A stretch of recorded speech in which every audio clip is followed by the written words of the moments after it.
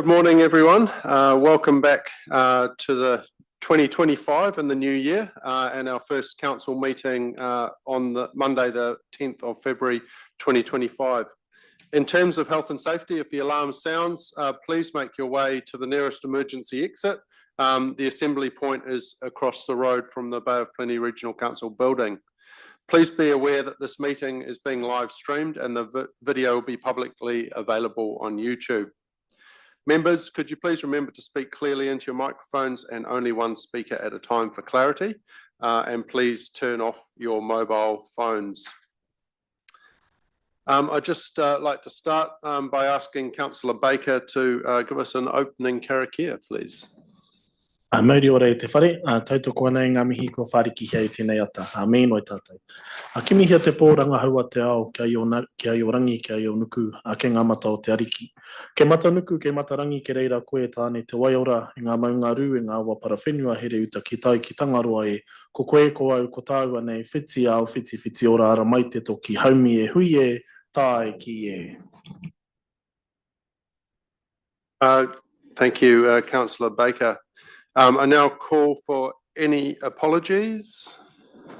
Everyone's here, so thank you. And now we move on to the public forum, and I'd like to invite Neil Pollitt up to speak around the reclassification of the Marine Park. And I apologise, on the agenda he was going to be talking about the Marine Precinct. And that should have been Marine Park, so that's what he'll be talking to us about today. Thank you, Neil. You've got 5 minutes to speak, including any time for questions. Go ahead, please. Sorry, if you just turn on the microphone. Thank you. Excuse me. Thank you, Mahi. Before I start, I just want to say thank you for the opportunity to speak to you all. It's a privilege, so thank you for that. And yeah, also for clarifying that it's about Marine Park we're talking. So I'll get straight into it. Waikato University have for 8 years tried to remove 7,000 square metres of prime waterfront land at Marine Park from the public for private use. They claim there's nowhere else to locate a marine research facility, but equally there's no evidence of alternative site analysis. They already have a similar facility just 400 metres away. The question is not do we support their upgraded facility, but rather where is it best located and why should we lose our waterfront green space in the process? This land will be intensively developed, becoming a reserve in name only. It will be lost to us all for 100 years unless we pause to reevaluate what's in the best public interest. None of us will be alive when this lease ends. Key parts of the lease are to be kept secret for 99 years, so we're not aware of what's at play. $1.2 million of the lease fee produces an annual income of $12,000 or about $1.70 per square metre. This is a fraction of the real worth and no way a good deal for our city. This land was gifted to the people of Tauranga in the early 1980s by the Bay of Plenty Harbour Board when Sir Bob Owens was chairman. Sir Bob had the foresight to know public reserves are needed for rest and recreation due to the massive growth in our city. TCC claim the change of use is more suited to the intended use.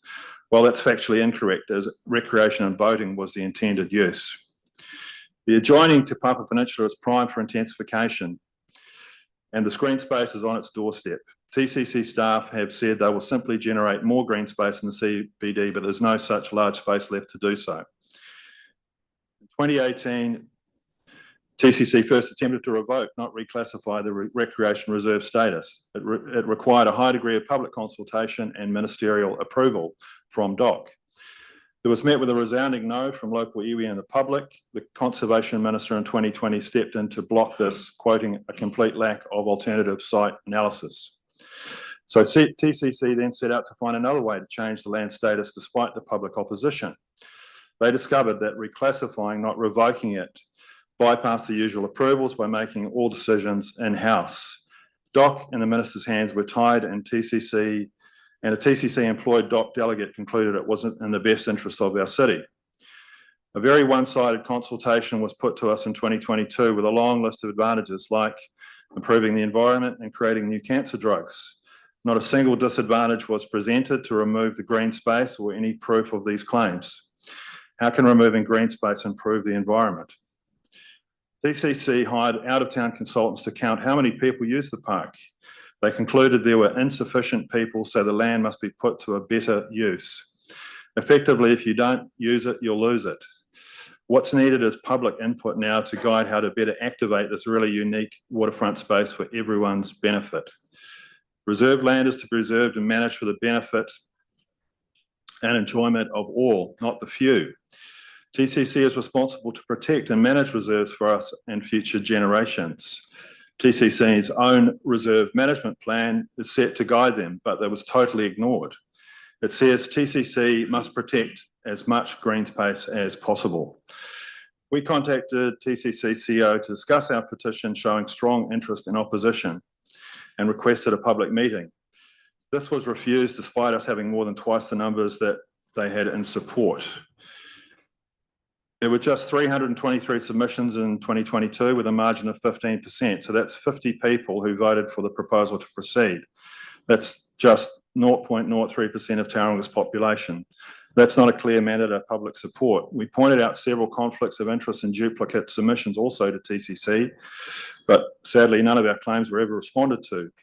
No signage was ever placed at the reserve to encourage people who used it to become aware and submit. No public meetings or drop-in sessions were allowed, as in 2018, to allow reasonable discussion and debate. The 2022 consultation process was clearly rushed and hushed to avoid reigniting previously strong public opposition. TCC says only 6% of the park will be affected, suggesting minimal impact, but most of Marine Park is already a mix of concrete and asphalt. This proposal actually seeks to remove about a third of the remaining green space it's required to protect under its reserve management plan. I now ask councillors to carefully consider the damage this proposal might do and the future precedent it will create with respect to removing reserve land from public use. The Commissioner signed off this lease behind closed doors just prior to the elections to cement their plan. This lease still requires a resource consent, and I gather councillors have the ability to input on it. A resource consent should also be publicly notified to allow a fair response from all residents. I'm respectfully suggesting a pause to allow an appropriate level of public consultation, which was missing in 2022. We must uncover the true financial background to this deal being hidden from view. Whether you agree with this or not, it's clear the financials do not begin to stack up with what the public are being asked to give up. Thank you very much. Thank you very much, Neil, for your time and addressing council today. Councillors, we've got chance for one or two questions if you've got any questions. Yeah, Councillor Crowther. Yeah, hi Neil. I'm interested in what, like you had a number of discussions. I know you mentioned with Marty, but did you have discussions with other staff members? I think at some point you mentioned when I'd spoken to you previously, there'd been discussions. I'm just interested in that discussion around the rent and the whether that was a transparent process. Yeah, well, I definitely had discussions with other staff members, principally the ones that were in charge. That was Gert van Staden and also Simon Collett, who took over. I think you're referring to the amount of the lease. That's in the public domain. That's been out there for some time, so it's actually still on TCC's website. Yeah, Councillor Schooler. Thanks, Neil. So just in terms of that consultation and 50 people being not a very big percentage, do you have a view if the resource management was consulted, what number of people would you think was necessary to actually for council to be guided by? What is that sort of number, and how do you think we can consult better to get that sort of number? Well, good question. It isn't a very big number, you're right. But look, I was approached by the regional manager from DOC about this because they read an article that was featured on it, and he said submissions should never be used as a voting mechanism. They're there to guide the decision making, and that's also within other pieces of guidance for the council, that it's not a voting mechanism. It's there so that whatever submissions are put in for or against are used to sort of, I guess, enhance the decision making process. So it's not for me to say what that should be, but I mean, it was clear that there was obviously strong public opposition, and 300 people replying to this type of thing. I mean, I'm a private individual. I started a Facebook group called Save Marine Park. We more than doubled that with just one Facebook page. So I know the Mayor's had some great responses to other surveys recently, like Memorial Park, where there's been over 5,000 people respond to a simple survey. So it would be great just to see that people being aware, and I think people were a bit blindsided that this was even happening. Thank you very much. We need to move on, but thank you for your time and appreciate you coming and speaking to us today. Thank you for the opportunity. So we also have submitters on the alcohol bylaw, and we will have them come in at 1 p.m. to present just before we look at that item. So at this stage, there is a list of 11. But we've had at least 5 definites and a couple of maybes. So as I said, we will hear from them at 1 p.m. Moving on to the acceptance of late items. There is one late item, which is the public minutes of the council meeting on 25th of November 2024, which were not included in the agenda. Note the publicly excluded minutes were included in the agenda. These public minutes need to be confirmed as a true and correct record to coincide with the confirmation of the publicly excluded minutes. And I ask for a mover and a seconder that the minutes of the council meeting 25th November be considered as a late item, and as their confirmation as a true and correct record cannot be delayed until a further meeting of council, as the publicly excluded minutes are included on this agenda. Have I got a mover? Councillor Kurak. Seconder, Councillor Taylor. Thank you. And I'll put that to accept that as a late item. All those in favour? Those against? That motion is carried. Thank you. Is there any business to be transferred from publicly excluded to open? Councillor Kurak. Thank you, Mayor Mahe. Just the item on that where we've got 2 attachments to the Marine Park item. I looked at that, and the reason was to protect legal professional privilege. And looking at the documents, it's only a lease, the actual lease document, and the other attachment is the numbers, and as referred to by the submitters, wanting they are public information, as I understand. And I was just wondering if those 2 could be released, please. Okay, I think we can deal with that as we discuss the item. But it would be good maybe if staff can just have a think about the lease around if there's any reason. As I say, I think attachment 2 should be brought into the open, and attachment 1, if staff can just have a Through the chair, see no reason why, but we're just confirming with the university, so just trying to contact them at the moment. Okay, thank you. So hopefully we'll have that as we come to that that order, that item of business. Just I ask if there's any change to the order of business. We have got some clear times during the day. So obviously item 3.2 that we've discussed, which is the hearing of submitters on the alcohol bylaw, will be taken at 1 p.m. immediately before 11.8 alcohol control bylaws amendment hearings and deliberations. 11.4 local government water services amendment bill will be considered at 11 a.m. With Paddy McNamara from Simpson Grierson available to speak to the proposed submission.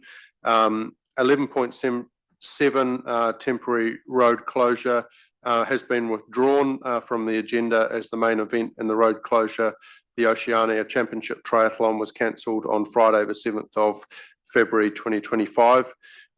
Publicly excluded items 13.6 and 13.7, 2 speakers on these relating to asset realisation reserve will be heard at 2 p.m. In publicly excluded, and publicly excluded item 13.9, sale of marine precinct, will be taken in publicly excluded at 3:15. So that we'll just move things around in order for that, for those times to be adhered to. And obviously, if there's anything else that needs to switch, we can deal with that as we need. Now we go to the minutes of the council meeting held on the 9th of December 2024. Ask if there are any, is there any corrections to those minutes? Yeah. Looking at the minutes, and I have raised this previously, and I note that when we have people coming to speak at these council meetings, they get the key points they make get recorded. When staff add a presentation to a report that's also tabled, that gets minuted. But when elected members, and I believe this is sort of our meeting, when we ask questions of the report, those aren't recorded. When we give opinions about our view on the reports, that's not recorded. I noticed that we did record that one of our councillors joined a little bit late from overseas, but otherwise, this doesn't seem to record that we even spoke at these meetings. And to me, it's really important. And I think, and I don't understand why we can't record some of the opinions that are made by elected members, because this is the public record of these meetings. And yes, people can go back and listen to 17 hours of a meeting, but that's pretty tough if you're actually just trying to get a summarised view of what elected members are thinking around the table. And I would like the minutes to reflect some of that, please. Thank you, Councillor Scholar. Councillor Curran. Just on that, I noticed the minutes had time-stamped now. So if somebody wanted to listen to a certain item in a certain section, it's quite easy to do that now. Can I get clarification of that? Yeah, so I just wanted to make a comment around that is really awesome to have that timestamp because it does give that at least that option, you know, having to scan through 10 hours of meetings. So I think that's a really good addition. Yeah, there's a couple, I just wanted to confirm page 17 under Alan Withy, just in the attachments, it has Sam Allen Museum Collective Submission, which I was just confirming, is that supposed to be Sam Allen or Alan Withy? It's just under Alan's name, so it's just a question. Yeah.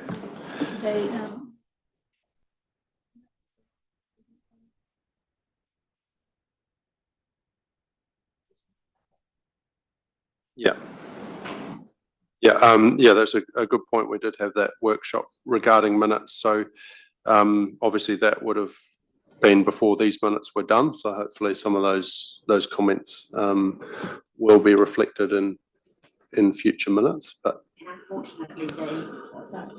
unfortunately, that part of the workshop wasn't recorded because I did try to go back to that. We recorded part of it, but not about the minutes. I understood. So you did have a workshop on minutes, which is recorded, and I think I did send you the link. So it's on YouTube.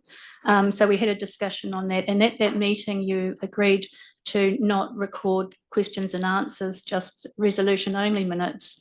But as long as the timestamp and the reference back to the YouTube video was included in the minutes. So as a group, you had come to that conclusion with some provisos that if you had a different resolution to what was in the agenda paper, you would put the reasons for the decision so you could see why there was a change of thinking. And if there was something in particular that the chairperson wanted, like an action, that it had to then be the chairperson say, can that please be recorded in the minutes? So there was generally some provisos in there, but mostly through that workshop with Steve McDowell, you had decided not to do the, the questions and answers things. So I can resend you that. That may have been chatted about at a workshop, but I do not agree that these minutes are a true record of the meeting, because we said things, and there is one discussion about a paper that was presented that was very poorly presented. We tossed it back. I voted against the resolution because the financial analysis was very poor, and that's not recorded. And it says that I voted against it for no context at all. Another paper that I abstained from, I probably should have had the same reaction, but was because the information we got was not correct. And I am voting against it because it was the financials weren't clear enough. And I'm sorry, but that's quite important to me to be recorded in the minutes. And so I would like to raise it again, that I would like an action that we review as a council what's recorded in our minutes, and that we actually can make some changes if we decide to. So I'd like to reinstigate that question, please, if Mr. Chair, if that was okay. Yep, we can reinstigate that. I just had another question on page 26, 27, 11.8. We've got recorded there changes to the recommendation. The Mayor moved a motion with changes made to the recommendations in the report, noting the legislative changes and acknowledging that Western Bay of Plenty Council was a preferred partner. But I just didn't see that.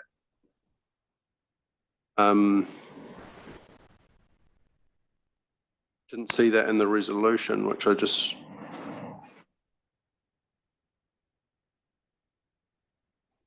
Yeah, 26, 27, and then 28.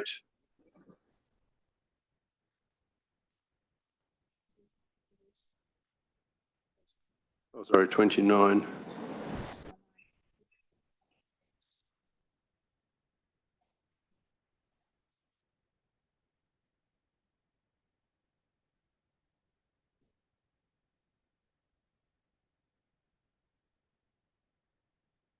No, so that was a rescinding.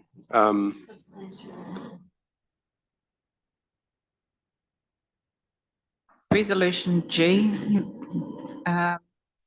the specific reference to Western Bay, and then again in H, and the working with Western Bay to progress the option of a jointly owned CCO, noting the final decision still to be made. Yeah, well, it seemed to be, I think G and H it was it? Sorry, that might have been my... Yeah, so that seemed to be in the... Oh, sorry, that was the proposed. Okay, well, yeah, just to reaffirm that they are our key partner. So that, otherwise, I think that's all I had for that item. And once we've checked on those things, then I'll move that the minutes of the council meeting held on 9th of December to be confirmed as a true and correct. Oh, sorry. May I have a question? Yeah, Councillor Morris. Thanks for your indulgence, Mayor. Just on page 33 of those minutes, the action regarding imposing a financial threshold for standing committees and delegation was to be discussed in early 2025 when considering committee delegations. That was an action out of the minutes. So my question is, when will council be considering the committee delegations and thresholds? And that's, I can see a staff member indicating. Paul. Yeah, through the chair. So we have that paper.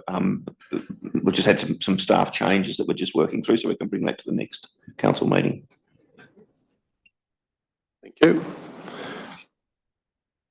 Okay, sorry. We'll go back. That therefore that's now answered all our questions. So that I will move that the minutes of the council meeting 9th of December to be confirmed as a true and correct record. Have I got a seconder? Councillor Baker, thank you. All those in favour? Those against? Okay, that motion is carried. Now we move on to the minutes of the council meeting held on the 26th of November 2024. Again, I ask if there's any corrections to those minutes. Just the resolution. Right, then, you. Was that late payment? Yes, that was a late item we approved. So it was basically, it just had the resolution to go into publicly excluded. Yeah, that's why it needs to come here as we approve those minutes. Yep. Was that the only resolution at that meeting? Okay. Yes, that was to do with the marine precinct. So yeah, that meeting it was a extraordinary meeting. So yeah, that was basically the only resolution on that. Yeah, so it is in Stella there. Again, I'll move that those minutes of the council meeting held on the 25th of November 2024 to be confirmed as a true and correct record. Got a seconder, Councillor Roseboom, thank you. All those in favour? Those against? That is carried. Have we got any declarations of conflict of interest in today's agenda? Okay, no conflicts. Obviously, if there is a conflict that comes up during the meeting, please let me know. We can record that. Deputations, presentations, petitions. I don't believe we've got any. Recommendations from other committees. Again, we don't have any. So now we'll move on to the order of business, and just wanted to make some opening comments before we get into the first agenda item. Firstly, obviously over the break, we have sadly had a resignation of one of our team of 10, being Makari Sydney, due to health and focusing on his recovery and getting back to health. So we are sad to lose him, and we just wish him and his whānau all our best wishes for a full and fast recovery. And you know, Makari is a very talented and you know, community focused young man, and he is young, and I believe that he's going to make a big contribution to our city and our communities in years to come. So we hope that he recovers quickly and can get on to doing that. That does mean that there is a by-election, and you know, I just encourage candidates that want to have a go at you know, adding to their city and making this a better place to put your name up. Nominations are open until the 3rd of March to register your interest, and I also encourage everyone to one, get on the electoral roll. You know, it's the Te Awanui ward, so you need to be on the Maori roll to have your say, and I encourage you to all get out and vote. Again, that election papers will be coming out early April, and the 29th of April is the final date for that election. So you need to get registered now, get ready to vote, and you know, we're looking forward to having our team you know, made whole, and just reiterating very best wishes to Makari on his recovery. I did also over the break, obviously our community is very important, and we have some amazing people in our community that add and do a lot of good work, and some of those were recognised in the King's New Year's Honours list. So I just want to make a mention of that, but I also just want to make a mention to all those people in our community that add you know, their skill and their time to volunteer and make this a better place to live. But in the New Year's honours, congratulations to Puraki Ihaka, who I did see around the room somewhere there. He might have just slipped out. He was made an officer of New Zealand Order of Merit for services to Maori and governance. Liwai Han Murray, an officer of the New Zealand Order of Merit for services to literature. Noel Graham Harris, member of the New Zealand Order of Merit for services to the thoroughbred racing industry. Ian Martin Pickard, member of the New Zealand Order of Merit for services to Fire and Emergency New Zealand. And those are four of people that were recognised. And we congratulate you and also thank you for all the services you do.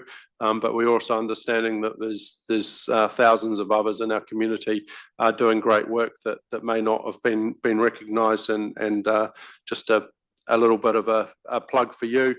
Keep up the good work. You certainly help our communities and the city to be what it is. So just wanted to make a special mention to that.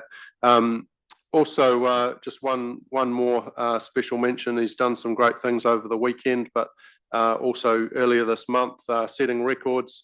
The young man, Sam Ruth, who's a very impressive young man. And so hopefully you continue on and keep beating those records. But as a 15-year-old winning a senior national title in New Zealand, and now just taking a world best for his age, it's pretty impressive. So keep up the good work. So now we'll just move on to our first item of business, which is the appointment of chairperson and deputy chairperson of the City Futures Committee and Community and Performance Committee.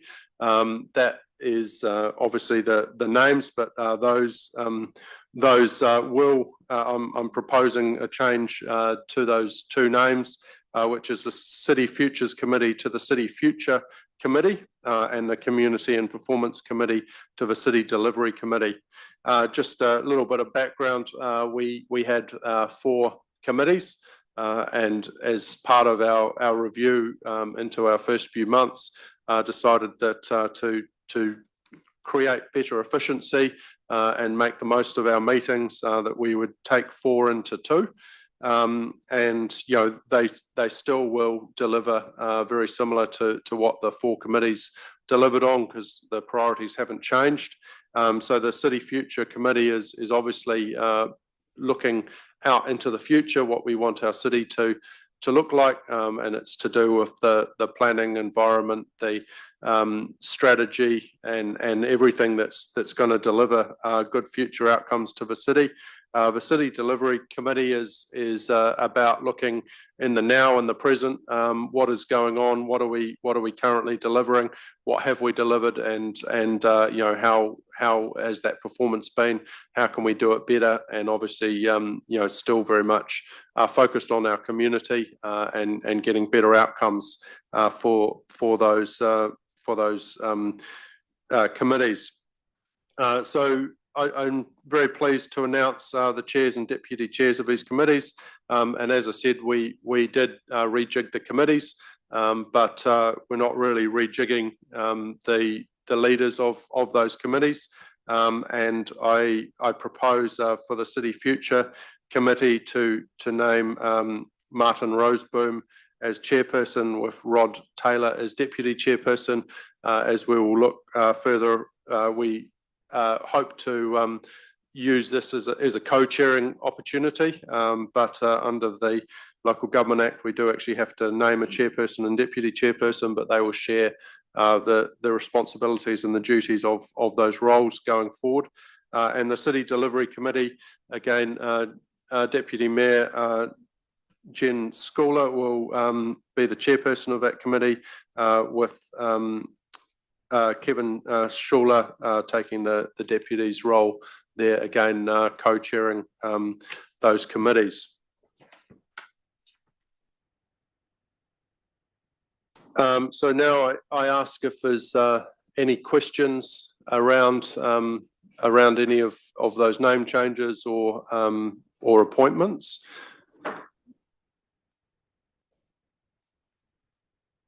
Right, thank you, councillor Currat. Well, I'll move it, if that's all right. You can second it.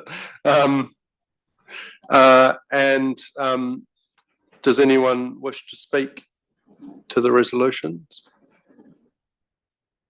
Yeah, sorry, we'll just get that up. So these are slightly amended resolutions to obviously take into account the change in names and filling in the.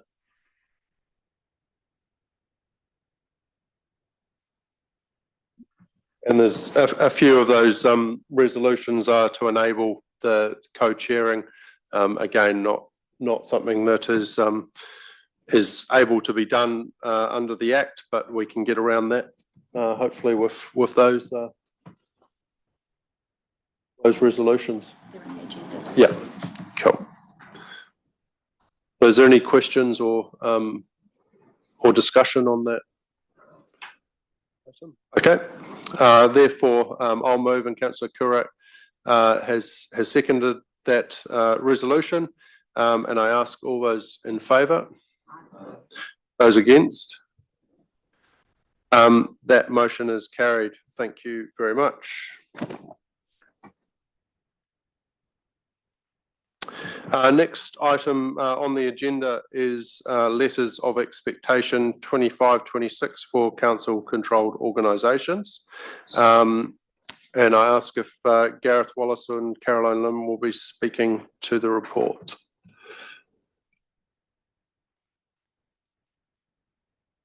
Kia ora koutou katoa, me mahe, Deputy Mayor, councillors. I'll just do a quick intro of my cover report and then I'll take questions from the floor. Just adjust myself properly. So while letters of expectations, they're not a requirement under the Local Government Act, it is good practice to provide the annual letters to council's substantive CCOs. And Tauranga City Council has been doing that for a number of years now. These letters are set at the strategic level rather than focusing on operational matters. The core purpose of these annual letters from the Mayor to Council's substantive CCOs is essentially to ensure that Council can influence as early as possible the development of the draft statement of intent by the CCO, which is due to Council for shareholder feedback by the 1st of March annually. So the letters of expectation for 2025-26, which are attached to my cover report and for Council to formally receive them, were developed with the Mayor and was sent by the Mayor on 20th of December to the chairs of Bay Venues, Tauranga Art Gallery Trust, Tourism Bay of Plenty, and Te Manawataki o Te Papa Limited.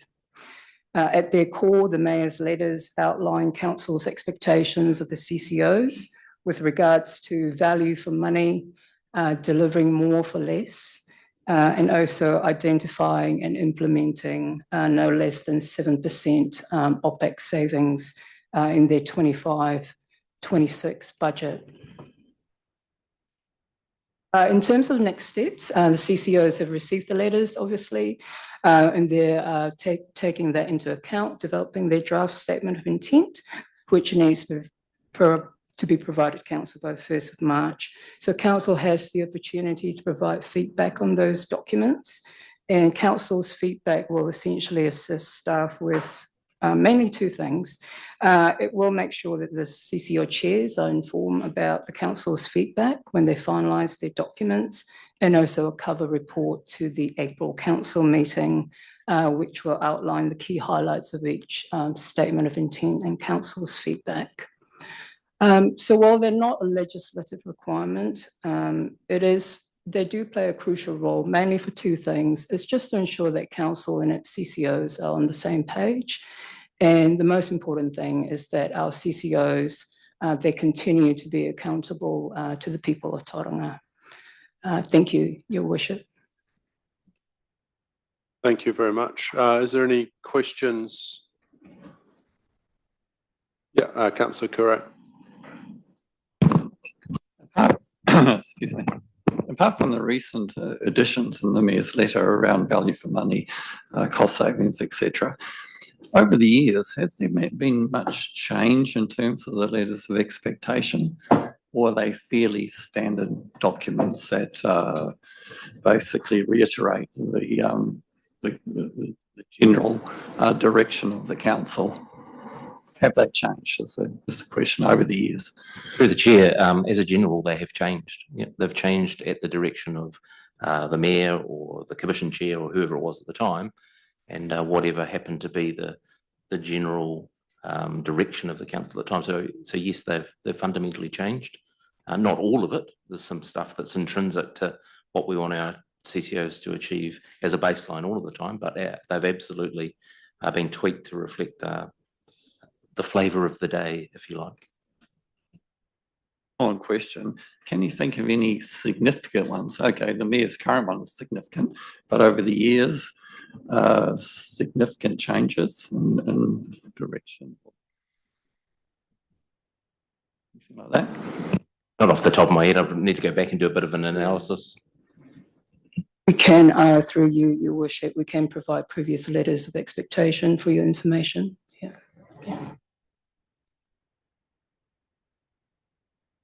Councillor Crowther. Yeah, thanks for the report. I'm interested in some of the wording in them talks about things like, I've got the Bay Venues one here, effective storytelling, so the public understands the rationale for council's investments and joint role in providing high quality amenities. I have a concern around the amount of resourcing in the CCOs that goes to telling the stories as opposed to keeping the costs down and actually delivering. And I'm wondering if you had that conversation before putting forward the proposed statements. Through you, Your Worship, my understanding is that for the CCOs to communicate back to the community about the value of money that they get from council has been kind of intrinsic in past letters of expectations. They do a good job in informing the community about what's going on, whether it's Bay Venues or Tourism Bay Plenty, or Te Manawataki or Te Papa Limited or Tauranga Art Gallery Trust. They have their own website, their own e-news. So they really value that ratepayer funding, and so as part of their commitment, they continue to communicate to the community about what's going on. Just through the chair, I'd also say that the overriding message in this year's letters of expectation were efficiency and value for money. So I'd expect to see the CCOs delivering that storytelling in an efficient and value for money way. Wouldn't expect to see them resourcing up to tell those stories. I just make a comment, and I guess that partly comes through to some of the direction from this council is around, the people we give money to actually understanding where our money goes and what that money is providing. I think there is a disconnect that we give out a lot of money, and in a lot of cases our ratepayers don't understand what that does. So it's important that these organisations, something like the art gallery, that it's clear that we are their major funder, and that the money is coming from the ratepayer. It's not some sort of separate organisation that's that they're finding their own money. I think it's very important that when we do invest, that is recognised by them, and that has come through within the elected members, that some of those stories have to be told, so we know what we're getting for our rates. So I guess Councillor Baker. Tēnā korua. I'm just touching on your point around efficiency and how well our CCOs tell their story. Do they converse with one another around how they can streamline some of these processes more collaboratively rather than in silos? Yes, absolutely. So the chairs The chairs get together on a semi-regular basis. The CEOs or the directors of the substantive CCOs get together on a pretty regular basis, even monthly, some of them, to be talking cross CCOs as opposed to individual CCOs and what they can be doing to work more collaboratively. Yep, they absolutely do.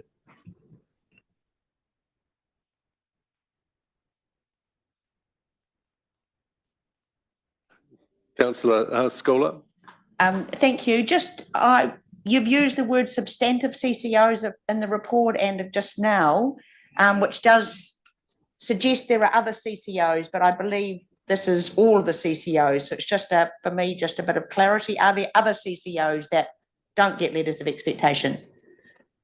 Through you, Your Worship. So council has 7 CCOs in total. 4 of those are substantive CCOs. So the other 3, they're the local government funding agency, BOPLAS, and also Te Manawataki or Te Papa Charitable Trust. We don't provide letters of expectation to those other 3 because we are one of 31 shareholder members of LGFA, and we are one of 9 shareholder members of BOPLAS.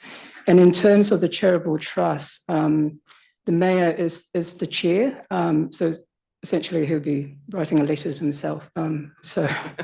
Yeah. And so in terms of reporting, for me, when I read that, it would be useful to have that in background to say, these are the 7 and these are what we call substantive, just as it helps us be educated. But I just wanted to also just nearly reiterate what Mayor Mahe has said about ensuring that the CCOs are recognising that the people of Tauranga are funding them, and specifically to examples with Priority 1 and Bay Oval under Bay Venues, talked about how amazing they were, and there was no thank you to the people of Tauranga for the significant funding, and I think the same I've heard at the gallery. So it's just really important that the people of Tauranga know that they are putting their money into these, and I think it's something that we need to think about with the storytelling. How does that get back? And whether that's that each ratepayer gets a free ticket to the Oval once a year or something, I think it's something we really need to say, how do we enable the people of Tauranga to know that these venues are there to make their city a better place? Thank you, Councillor Scholar. And just to pick up on page 58 in paragraph 20, it does actually have those those other ones, but yeah, Councillor Morris. Pass. Okay. It's like mastermind. Councillor Crowther. Yeah, just a question in regards to Tourism Bay Plenty, and I'll declare a past interest there. There was a shift in focus towards economic outcomes away from what was previously a regenerative tourism model. And I'm just wondering, given the new governance of this council, whether there were conversations with that organisation to see if they were interested in pivoting back towards the sustainability framework, if not a regenerative framework, at least a sustainability framework. At this point, I don't think that we've had those conversations, but that could be something that council provides some more direction on through the statement of intent process in the next couple of months. So could absolutely have a 2-way conversation in that space and put those views on the table for discussion. Through you, Your Worship, you could also in the next, you could also in the next round of letters of expectation be very specific in adding that to the TBOP letter in consultation with your team.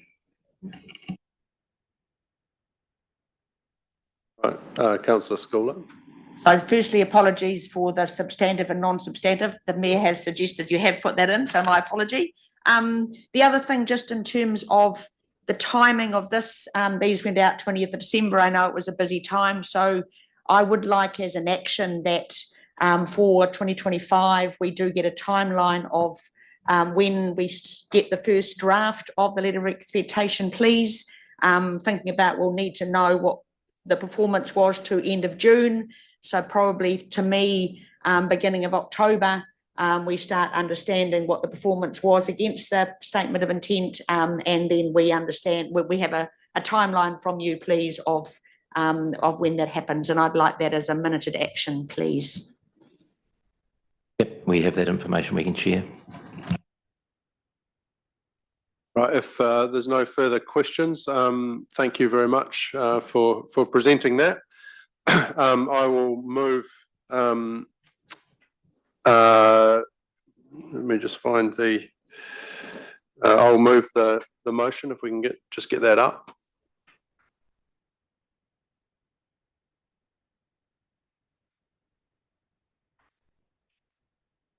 And the recommendation is effectively, I won't read out every line, but that we receive a report, letters of expectation for council controlled organisations, and they're receiving the letters of expectations.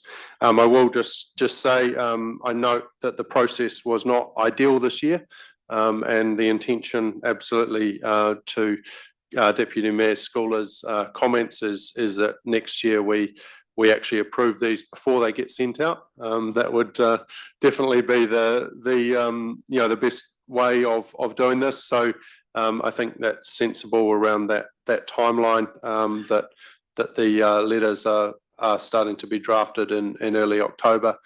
So we have plenty of time to approve those before Christmas and can get the letters out. But I think that timing works quite well to get them out prior to Christmas, to give them a good lead into organising their statements of intent. And obviously that's a second process where we can have an input into what our expectations are from our CCOs.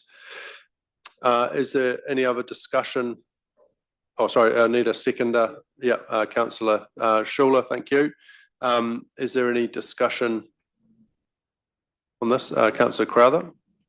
Yeah, my question before, I mean, that there's two issues there, but the other aspect that wasn't really discussed in the response was that I just think there's too much investment into telling stories and not enough focus on delivery, irrespective of whether the storytelling is about delivery. So I've sort of observed for some years, I think there's an effort from across the council and across CCOs to actually tell stories. And I think the feedback that I have clearly from our community is forget the storytelling, just deliver. They will see what happens. We're a small city. Of course we need to do something. Of course we have to do the usual kind of basic comms. But when I see some of the resourcing that's required, I think it's too much. And I think that needs to be a key part of what we do in our next statements. And I personally think we need to look at sustainability, economic, social, environmental sustainability, look at what our strategic framework says and figure out if our CCOs are delivering on our strategic framework, because I don't necessarily think they are at the moment. Thank you. Thank you, Councillor Crowther. Any other discussion? Councillor Morris. Thank you, Mayor. I just note within the content of the letters of expectation, the expectation that CCOs would come back to council with an ambitious target of 7% savings, as the council organisation has been set that target too. So it'll be interesting when the letters of intent come back, how well they have achieved that or sought to achieve it. And it'll be much more interesting when we get into looking at annual budgets and the request there, whether they have in fact lived up to the letter of expectation. Thank you, Councillor Morris. Right, if there's no more discussion, I will put the motion as on the screen. Ask all those in favour. Those against? That motion is carried. Thank you very much. The next item of business is the Local Government Funding Agency Bespoke Covenant application. And I ask Paul Davidson and Catherine Sharpland to come forward and discuss this. Thank you. Good morning. Start to the new year. So The decision, council made the decision on 10th of December to apply for a bespoke covenant, and this is just follow up to that, bringing back a draft letter and summarising for LGFA and also for council to present the reason why we're applying for a bespoke covenant. We've spoken briefly to staff at LGFA. They're of course very supportive of TCC, understanding that as a growth council, we are one of the councils with that very tight debt limit, and so are the sort of intended target of this opportunity for bespoke covenant. So as set out in the summary information, the current debt position as a result of many years of high capital expenditure and an ongoing capital program to cater for growth and the needs of the city. And the difference from the LTP is the decision not to undertake an infrastructure funding and financing option for Te Manawa-Taki, and also in the 3-year period receiving less NZTA funding for projects than was anticipated, and council has rejigged the capital program to reflect that. The other information in that summary focuses a bit about on the waters. There are two sort of aspects to the LGFA support. One is for bespoke covenants. The other is when waters, if councils choose to set up a water CCO, that there would be a recognition of a higher debt to revenue ratio there. And of course, the other sort of technical thing is the difference between what we talk about as our debt to revenue from a financial strategy point of view and what LGFA see. So LGFA are more generous about our revenue. So we're not right at the limit or at risk of breach this year or even next year based on our budgets, because we have these revenue flows for the next couple of years, which give us that freer cash. But we are proposing to go now on that more prudent basis that our underlying revenue is not so strong. So in the short term, it's just providing debt headroom as well. So, well, actually in the sort of 2 or 3 year period, we'll come up against that limit and not have the debt headroom. So happy to take any questions. Thank you very much, Catherine. Any questions? Councillor Crowther? So, yes, I missed that. I don't think it says the total operating revenue under the annual plan, draft annual plan. So what is the number for that? I can't quite remember actually off the top of my head. And I have do you have that, Paul, with you? Yeah.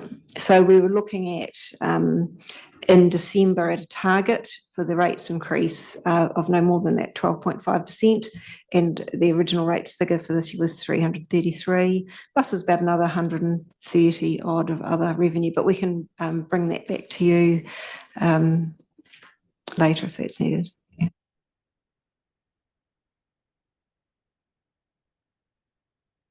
I just had a question around the consultation. Now, I guess applying for this, I would guess that we don't need to consult, and the fact that we're effectively increasing our debt limit, but if we're going to use it, that would be quite a significant change, and that's when we'd have to consult. So, I think it's around storytelling, to understand why that has increased, and something like Te Manawa-Taki going through that process rather than going through the LGFA rather than IFF, for example, and that will obviously increase our debt. So is that your understanding around that consultation, that we can apply for this without consultation, but it's the using it that we'd have to? If I could answer that, that's absolutely correct. Is that the projects effectively and the expenditure is what's consulted on that will push us into using those covenants. The question that we are just confirming is because it's some change to the financial strategy, which was based on the previous limit, as whether that requires any further consultation or confirmation from that regard. And yeah, we'll come back on that as well, just in terms. Thank you. Councillor Schooler. Thank you, and thank you for that explanation, Catherine and Paul. Just a question on B and B2 in the resolution. Can you talk about where you got that 320 internal borrowing limit? Where does that, because I think further down you've said you're not expecting to need the extra amount we can get through the covenant, but I don't know where the 320 comes from. Can you explain, please? So at the moment, and I guess it's with the financial strategy hat on, which is that more conservative approach to revenue, we're sitting at about up in that sort of 270%. So if that were our revenue limit, then we would have very little debt headroom.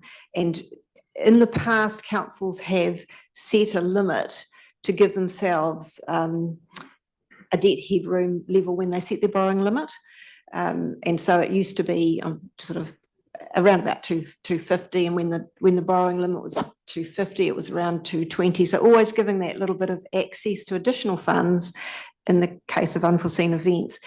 When we went into the LTP, recognising there was this work being done in the background to enable freer limits, the council at the time of the LTP was happier to go up above that 270 debt to revenue. But I guess the conversation about having debt headroom, we're just reintroducing that idea into when we have a LGFA limit, thinking about having a borrowing limit within council that is lower than that to give that debt headroom. The 320 is largely just an indication. It could be 325. When we've modelled the capital program, it sits, the LTP capital program with a little bit of rephasing, it would largely be able to sit within that 320 using our conservative approach to revenue. That help? Sorry. In the end, it will be a decision of council when you set your borrowing limits, where you set them. And the recommendation we would make as staff is that you have debt headroom. Whether it's 320 or higher would be your choice. Yeah, so just to clarify that, the 320, that's our internal calculation, or that's the LGFA calculation? That would be our calculation. Okay. So our LGFA potentially would be lower than that?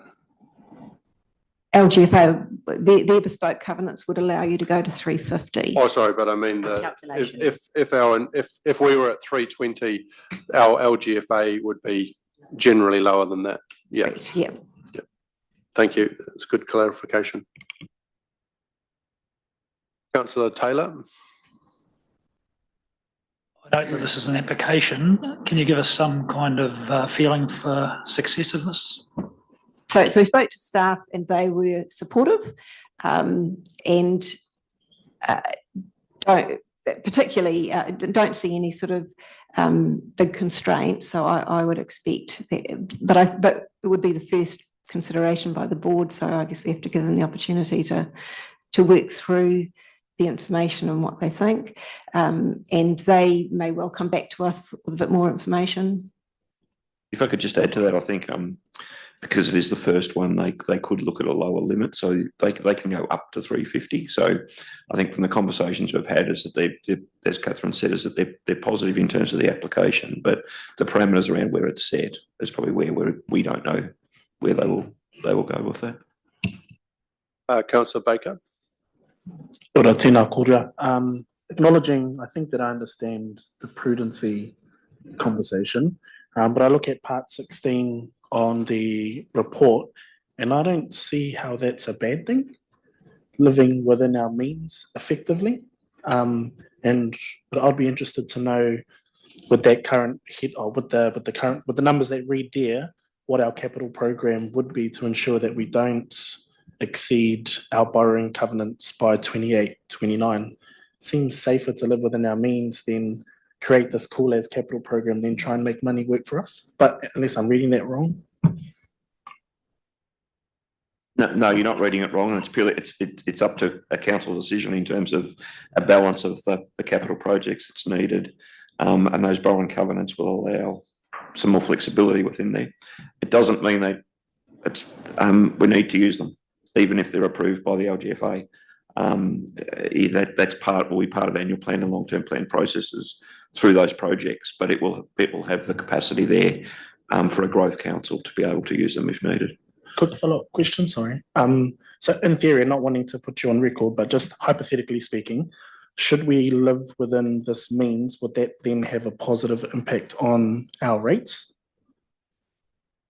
It is a question for the council in terms of what that living within our means means. It's, you know, the reality is any increase in borrowing will require it to be repaid and funded. And that will be through rates or user fees in the most instance. So, but then that's the question of the projects that are required for the city to be balanced against that. So, yeah. Councillor Crowther. I just wanted to clarify that in the graphs on page 81, it looks to me like there's a very, very small percentage difference between the two, the financial strategy and the LGFA calculations after we get through this couple of years. I'm just trying to look at in terms of what could shift that out again if we bring in growth areas.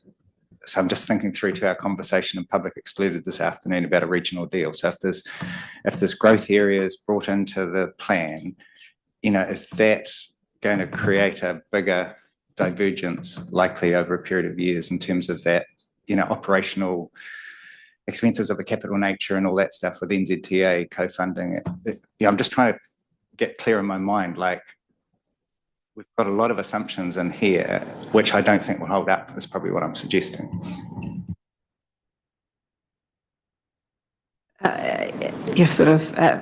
I think that when we do an LTP, we can model for you, and normally do your sort of capital investment, how that flows through to operational costs, but also how it will flow through to debt to revenue over time. So that, and that's what that prioritisation of capital, that process is all about, is saying, well, we want to stay within this sort of range, and so these are the priority projects. And I guess there's no easy way out of that. There's no easy answer, and that's what a long-term plan process will do. So am I correct now in thinking, I was kind of hoping as part of the annual plan process, although we wouldn't consult on it, I thought we might get visibility of some scenarios around that, but you're saying that doesn't come to us as part of an annual plan. That's only if it's in 2027 we'll get to see that. Yeah, it's a hard question to answer because to where the conversation we had before, it's about the projects that make those up.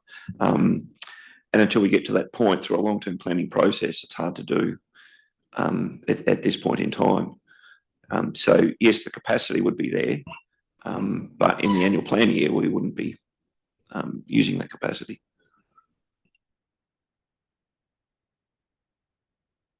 Councillor Morris. Thank you, Mayor. Just checking the mirrors from a governance perspective, looking at the past. On page 78, which is page 2 of our proposed application, third paragraph there, rates in Tauranga are amongst the highest in New Zealand for residential ratepayers. Last reliable data I saw, that was a true and correct fact, but that was only 22-23 year, and that was based on the ratepayers report. Is that still the case? And how long has that been a factor for Tauranga? Last 10, 15, perhaps 20 years? To answer the first part of that question, I think the answer is yes, we would still be, you know, our rate increases were significant through the last few years, so we still would be in the top end there. Although what I would say is that we have moved our commercial differential and industrial differential through that period as well. So in that sense that there might have, there've been some changes to the residential commercial split. In terms of how long that, I can remember that we were at the low end when I started, it was lower end when I started, that was 20 years ago. And it certainly has increased through that period, and the city's grown a lot through that period as well. So I would think that, and just anecdotally off the top of my head, I think that we've been over the last sort of 4 or 5 years moving towards the higher end of that rating split. Like, how do we judge that? And I'm just interested whether that's from Councillor Morris or like, is it comparing $1 million property in each city and what they pay in rates, or is it just the mean rate, or is it the median rate, or what? How do we judge, what the rates are? Because you've got obviously capital value as well as is it just the gross rates, or is it per $100,000 of property value? Through the chair. So normally median residential and median commercial is what we would look at in terms of giving you an idea of how we compare to others. It's always a very difficult conversation in that the services provided aren't always consistent across all councils as well. So that needs to be taken into account. So, and I think it's fair to say that growth cities are in a different situation to some other cities, albeit non-growth cities have different and higher complexity in dealing with stepped infrastructure as well. So we use median residential as an idea, but it's by far from a perfect comparison. Thank you. Councillor Schooler. Just as a comment, in answer to that, I did a survey of 2 properties in Christchurch, Wellington, Tauranga, and based on the actual rates, because we've got higher property values, the percentage of rates versus property value is lower in Tauranga than Wellington, Christchurch, and I think on Masterton I chose another one. So I was surprised with that. If we've got higher properties, then we're going to have higher rates, but the percentage of rates against your property in my little examples, and I've done it for 2 years, is not showing that Tauranga is higher than Christchurch or Wellington, and I didn't look at all of it. So I think before we make statements like that, I support Councillor Morris's question that we actually should say, well, it's not hard. You can go and find as many properties and you do assume that a property in a city is charged the same amount. So let's actually make sure we do know where we sit with other cities, please. Councillor Morris. Yeah, thank you, and thanks for the shout out. I appreciate it, Deputy Mayor. I had a look too over the weekend, and different councils measure rates differently on their database. So, for example, both Christchurch and Wellington, if you're looking at a rateable property there, they include their regional rates, they include their water rates because they're not on water meters. Not sure whether Wellington has a private rubbish collection anymore. I don't think so. No. Thank you, Councillor Crowther. You're on top of your brief over there. So whereas when you look at the Tauranga City Council rates on the rating database section of our website, it is just Tauranga City Council, doesn't include water rates, doesn't include the regional council. And of course, we know that our regional council uses their shares of the Port of Tauranga to subsidise their rates as well. My calculation was based on actual property rate invoices that I could see. So I have included regional and Tauranga.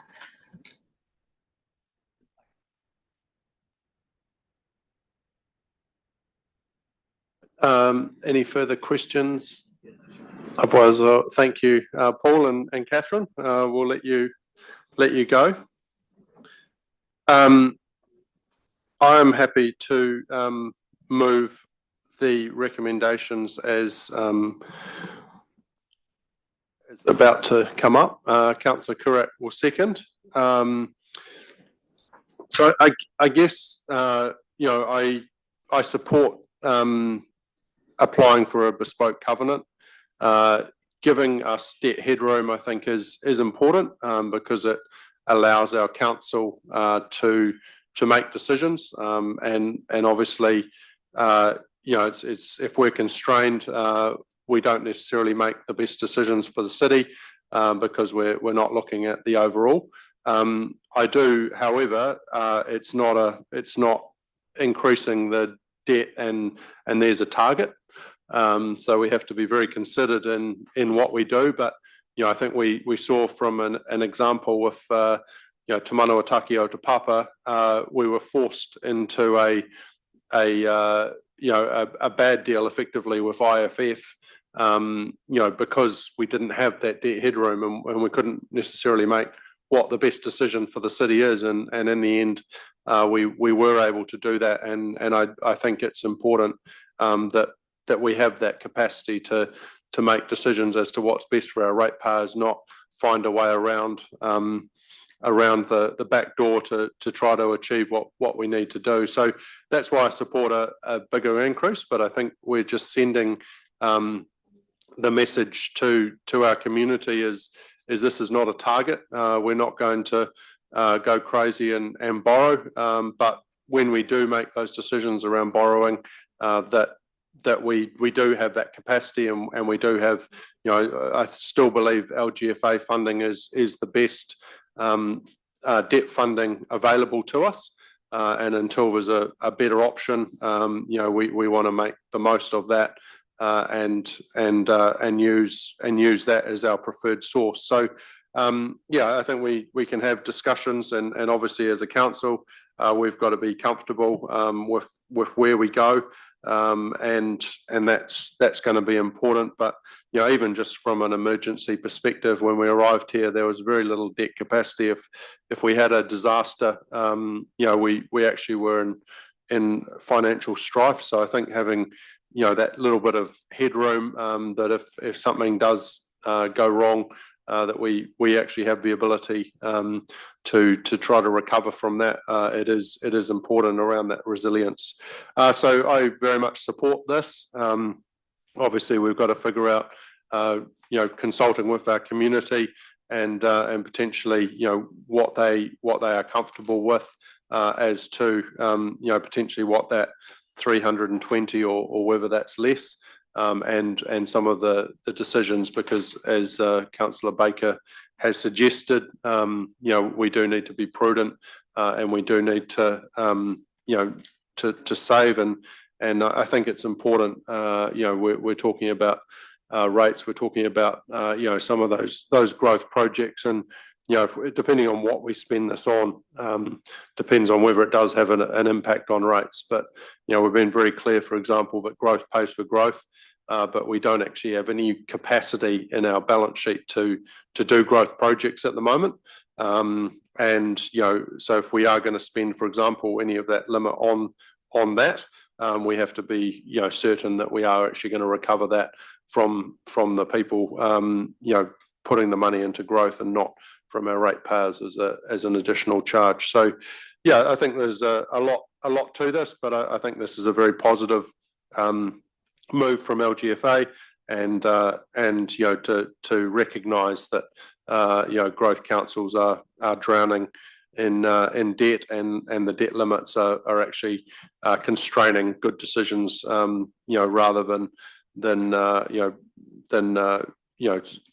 I just don't understand. And when you actually look at debt, even at 320%, if I said to you, you can only borrow 3 times your income to buy a house, not many people would be able to buy a house. So I don't think it's a scary number personally. Even at 350, most people are in 6-7 times their annual income in their mortgages to buy their house, which is a very good example of how debt can be spread over a lifetime of an asset, and you get the use of that. So that's my comments. Councillor Kure. Thank you, Mayor Mahay. The focus was on debt, but if I can focus on why I support this, it's around the other side of the equation, because the equation is a ratio. It's around revenue, and Catherine highlighted the point that they're taking a conservative approach to revenue. We've asked the organisation to save 7%. From my perspective as a council, I'm really comfortable with us because we're trying to save ratepayer money, and that's where this ratio on the revenue side is important, because it'll allow us to collect less revenue. That means less from our ratepayer. That's where our revenue comes from. So it gives us capacity to keep cutting the operational expenditure to then deliver less rate increases for our ratepayers, for our people. So mine isn't focused on the debt side and spending more, even though it's great. You know, we want to deliver more, spend less. But my focus is on it will allow us to keep this organisation running leaner and meaner to lessen the rate demand, the huge rate demand that's moving forward. So we'll utilise this debt revenue ratio, not by the debt side, by the revenue side, but keep bringing that down. So I definitely support it, and it's the way to go. And I'm comfortable with my fellow members that we'll keep our focus on that revenue side and keep lowering it. It's a very good point, Councillor Currat, because you're absolutely right. You know, if we need to keep that in check, then that just gives us a number that we have to increase rates by to ensure that we stay there. So, any other discussion, Councillor Roseboom? Yeah, thank you very much, Mayor. I'm also supporting this motion, and I support the comments of our Mayor around giving us headroom for growth. It's one of our biggest issues, and I'd like to refer everyone to the recent Sun Live opinion poll in the paper, where when asked to give a response to 5 questions: infrastructure, affordable housing, public transport, environmental sustainability, and more green spaces, 68% of respondents picked infrastructure. They want more roads, more bridges to be able to move easier. And as we've worked out since we've been in this role, that costs money, time and effort. And although I'm very prudent with spending, this is, as Councillor Taylor pointed out, it is a proposal, it is an application for, doesn't mean to say we'll get it or how much we'll actually get. And what we do with that will determine decisions that we're going to make for the rest of this year, given now we're going into the annual plan and the CCO for waters. And having headroom to make prudent financial decisions will mean we won't be backed into a corner as we were when we arrived here last August. So I support this because it gives us the ability to make a well-informed decision about where Tauranga's future goes and where we put our money. Thank you. Councillor Schooler. Thanks, Mayor Mahay. I support the application for a bespoke covenant and support the reasoning. I just have a concern with B2.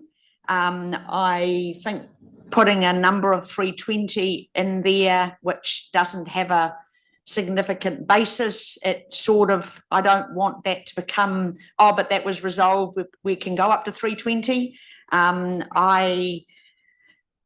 So I'm questioning whether we need to foreshadow an amendment to that to say that noting council aims to maintain debt at 280, but allow for headroom with this covenant, and that headroom is for unforeseen circumstances and other well-constructed reasons to increase our spend or some such thing. Because I think we do need to be cognizant, as Councillor Baker said, of, you know, we do have to pay it back.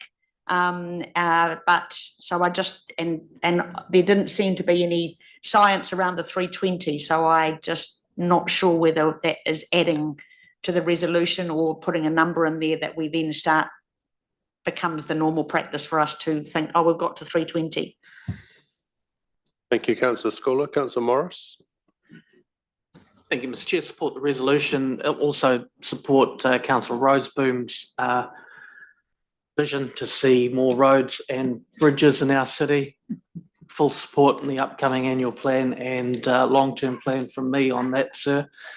In terms of the revenue side of the equation, we've heard discussion around where Tauranga ranks in terms of residential rates relative to our peers around the country.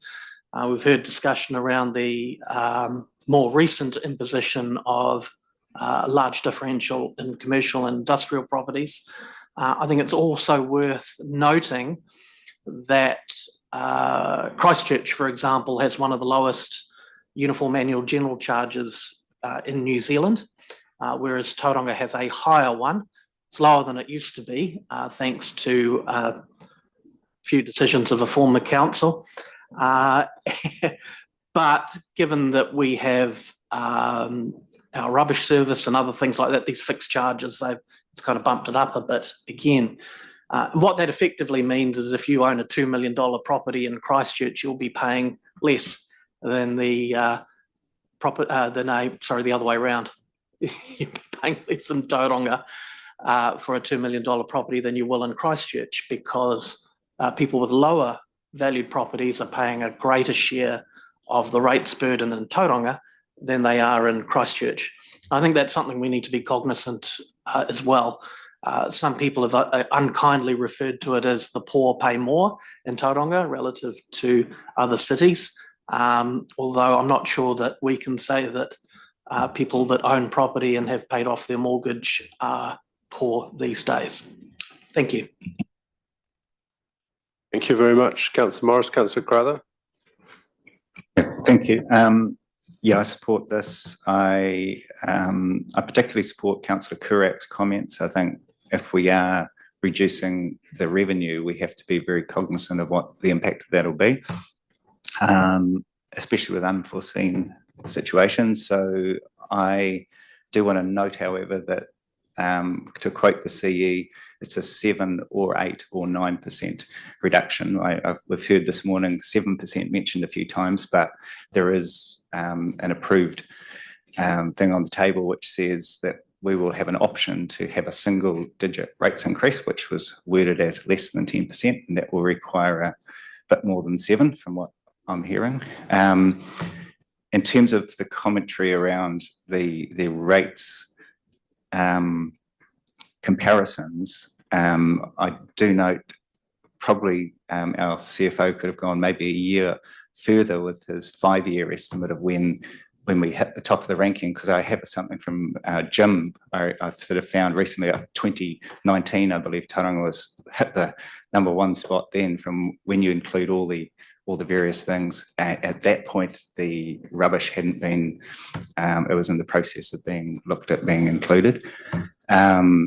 But I think for me, the more pertinent one is probably the affordability analysis. And that's where I'll be looking to staff as we go through annual plans and long-term plans to look at not just the median rates, but to look at Tauranga's income, compare that to Auckland and Wellington, etc. And what we'll probably find from previous analysis is that we have a bunch of people here who are on fixed low incomes, but in some cases have quite a lot of wealth, but in other cases don't. And I think it's a tricky thing to sort of work through.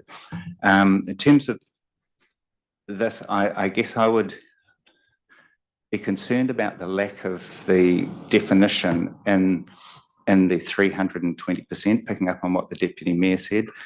I would prefer it to say with an internal borrowing limit at around 320% under the LGFA calculation, because I think if we're mixing up two different numbers, if we're including two numbers and we're mixing up the methodology, we're not clearly communicating to our community around what this means. And personally, I prefer it to be slightly on the lower side, and I know it won't make much difference. We had that confirmed in the conversation from staff, but if we change what we plan to do, it could make a significant difference, and I'd be more comfortable, and I'd foreshadow an amendment. I'm happy to put an amendment if there's support to do that.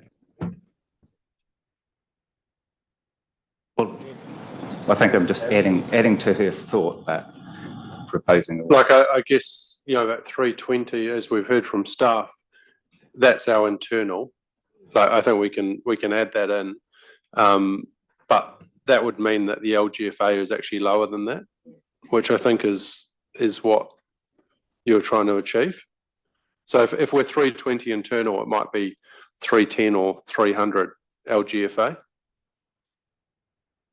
That's right, yeah.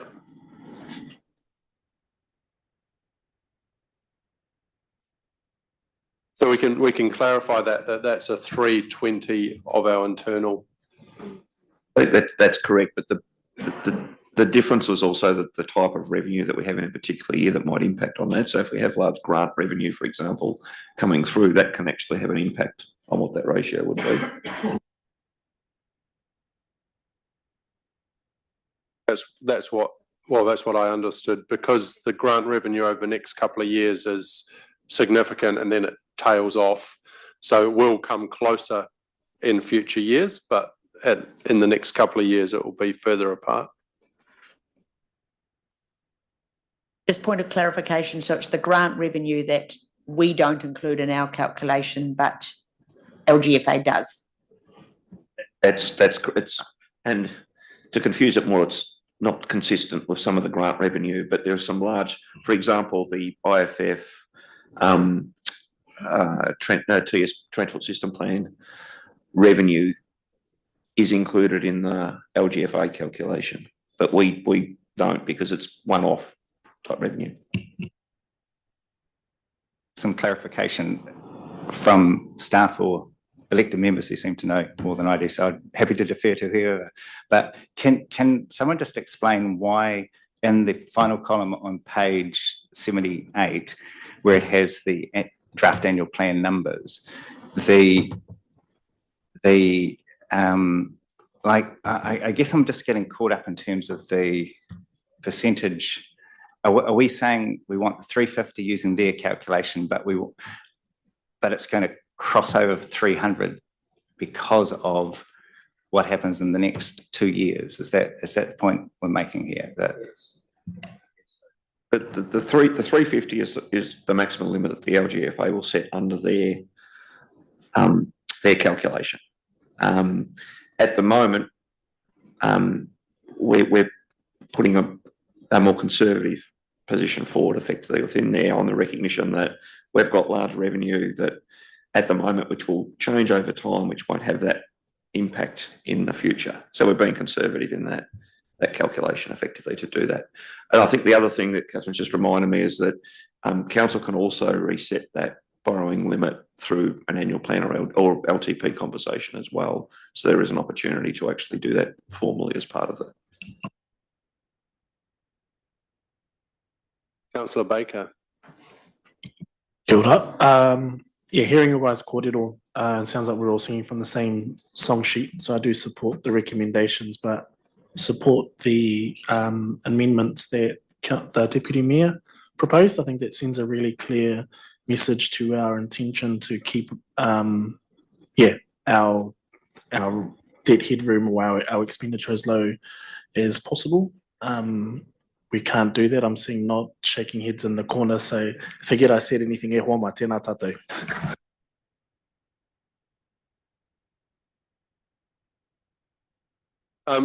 Could we just maybe, Paul, could you just talk us through, if we were to put that at 280, for example? I think that the key with that number is actually what we're in the letter to the LGFA is what we're actually signalling as where our intent would be to go with borrowing, just to give that signal. So we could reword the letter and you could set the limit at a later point in time, and not include that resolution. I don't think you need, and we could then just reflect, we get the intent of where we're going and then set that limit in the next planning process. But delete, that would be remove B2.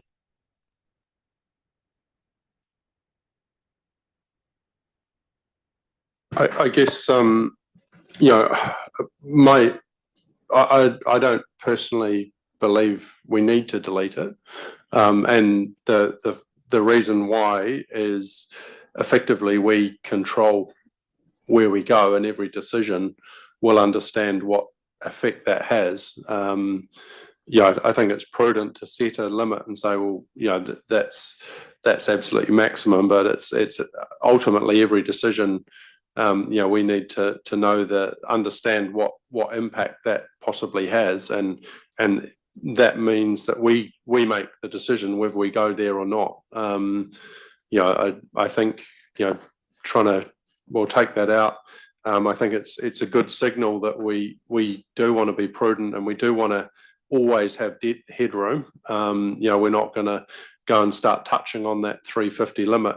If we you know, if we take that out, it gives us an opportunity to do that effectively, because we're not setting a marker stone in the ground. You know, and so we don't go, we're setting our internal limit, I guess. But whether we go there, I still believe that's every councillor's you know, call, and I don't feel like we need to restrict ourselves. It's up to us to be prudent with our decisions and the impact that has. But that's my opinion.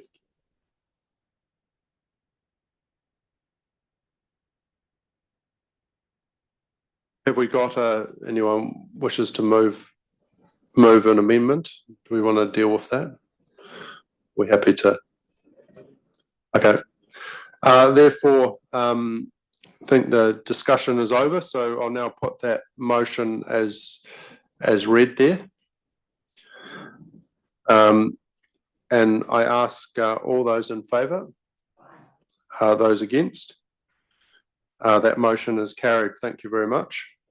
Well, we're doing pretty well. We're only 6 minutes below time, so we now will move on to the Tauranga City Council submission to local government water services. We've got Paddy McNamara, partner at Simpson Grierson, attending via Zoom. And we also have Christine Jones, Charles Lane and Stephen Burton as staff ready to answer questions. I'm not sure who wants to speak first. Very quick intro, and then I think probably best just to get questions. So this is the third in the third phase of the Local Waters Done Well. The legislation's been coming out very quickly with some very substantive changes to the way water is managed in New Zealand. Relatively short timeframes for us to respond, particularly over that Christmas period. So what we've done is to pull together a submission with the help of Simpson Grierson. This is the first submission I think that's come to this council. So we have in the report just to outline the legislative process for those of you who haven't been involved with it before, as to how this flows and how we get to participate.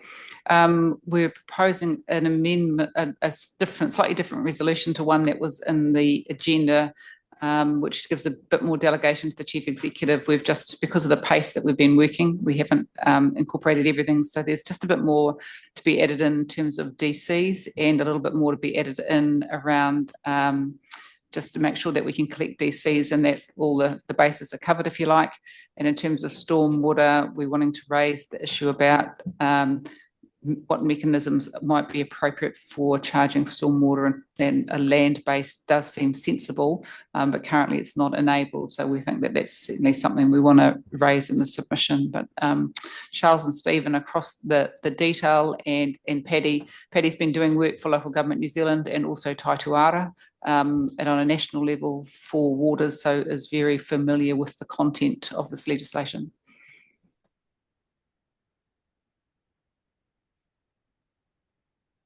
Thank you, Christine.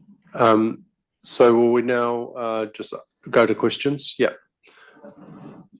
Okay. Questions. Has anyone got any questions they'd like to ask? Councillor Morris. Thank you. Question of my colleagues and perhaps the Chief Executive, who will have delegation to refine the submission. Personal view, because I've got no other. 2.1 and 2.2 of the submission I disagree with. I think it's presumptive to say that if a community chooses a CCO model, they're doing it because they have absolute faith in professional directors. Public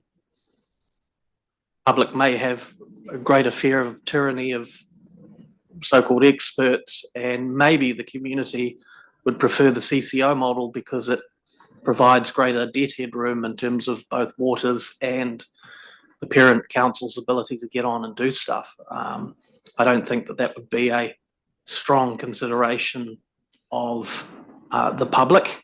So my personal view is that 2.1 and 2.2, the submission, are not good. What do you guys think?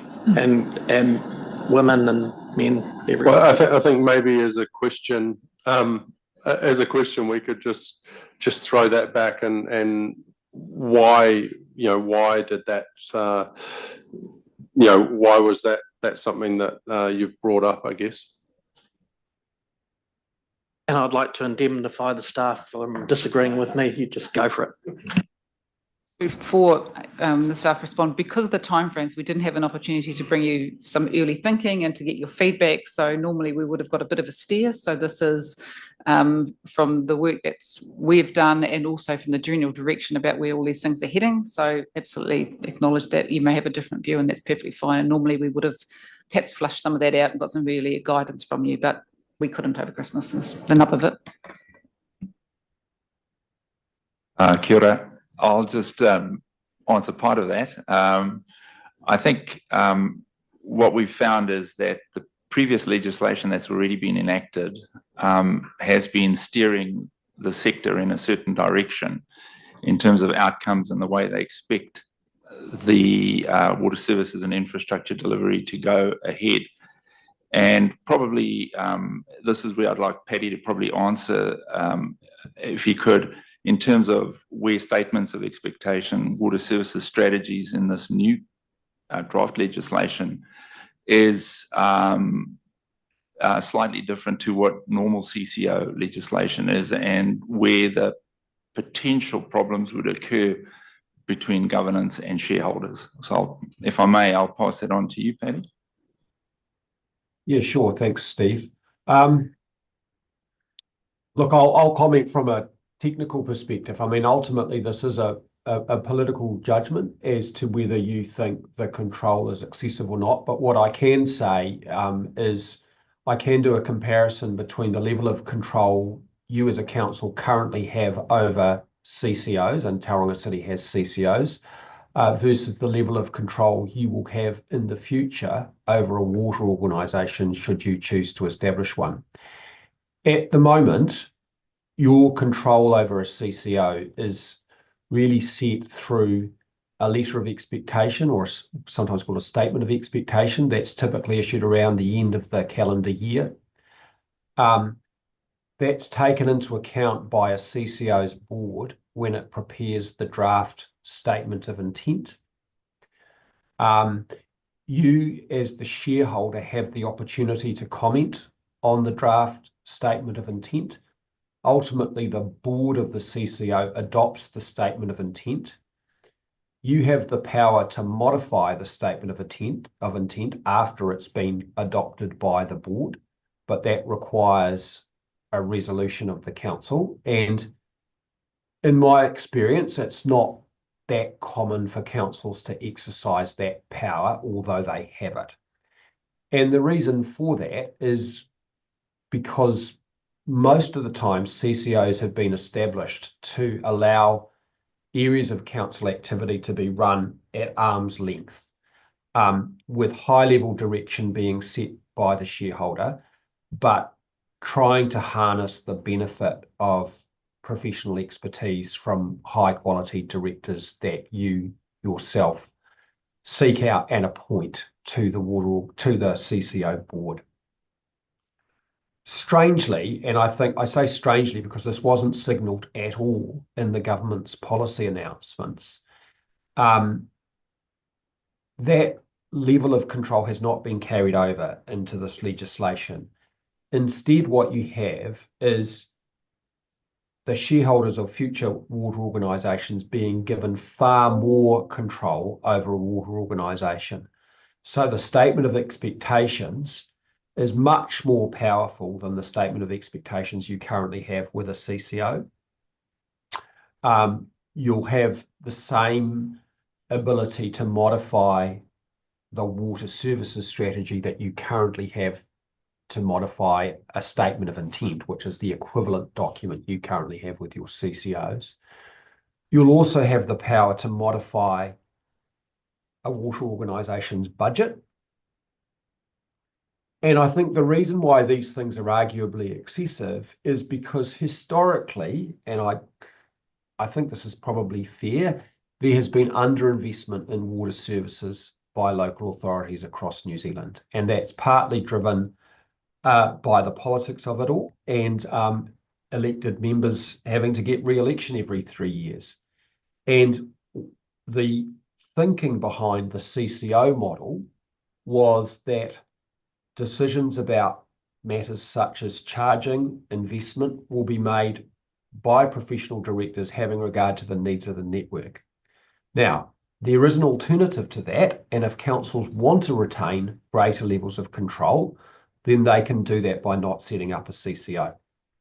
I do take the councillor's point that there is an advantage of a CCO model in having access to greater borrowing capacity than councils have, because under the proposals they'll have access to 500% of operating revenues.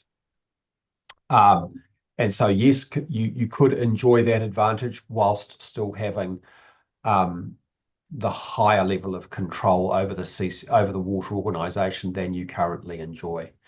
But I think it's questionable whether you will attract directors to a CCO board if they don't have the freedom to run the organisation in the way they think best as professional directors. Add one more comment. Currently, your preferred option is the multi-council CCO, and if you've got a greater level of control and you've got multiple councils all having that control, that could get really quite complex as well. So thinking about that in the context of, say, 3, 4, 5, 6 councils having one multi-CCO and all of them having these statutory rights of control over budgets, etc., could be difficult to reconcile.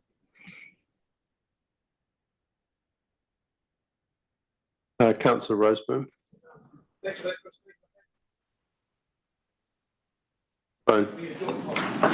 Apologies for that. It's how we structure the CCO will determine how the whole thing works. And at this stage, I'm in kind of agree with Councillor Morris. The legislation is designed to achieve something, watershed options. I don't think we're going to have much joy trying to sell this as an option if we're removing the amount of oversight that we have over the CCO. So the recommendations at the end of 2.1, although I understand the thinking to it, I don't agree that they should be in there. I think we need to maintain control, because at this stage, we haven't decided where we're going. Yes, we have a sort of an indicator preferred, but we don't know where we're going to go with this.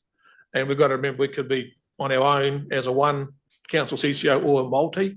So at this stage, I'm happy to sit with how the bill sits in relation to council oversight has over the CCO.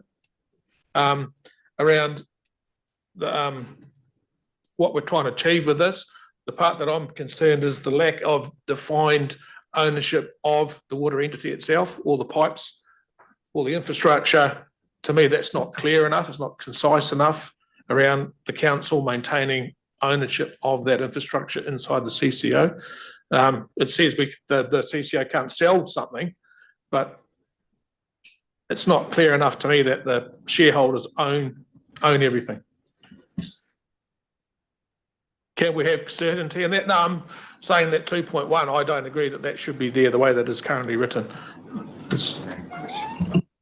Perhaps try to answer that question. Paddy might be able to help, but I think the issue about the ownership of the assets, or calls that are made about the assets and calls that are made about revenue, you can in the way you set up a CCO, you can put mechanisms in place that certain decisions would need to be referred back to council, so that you don't effectively give all that authority away.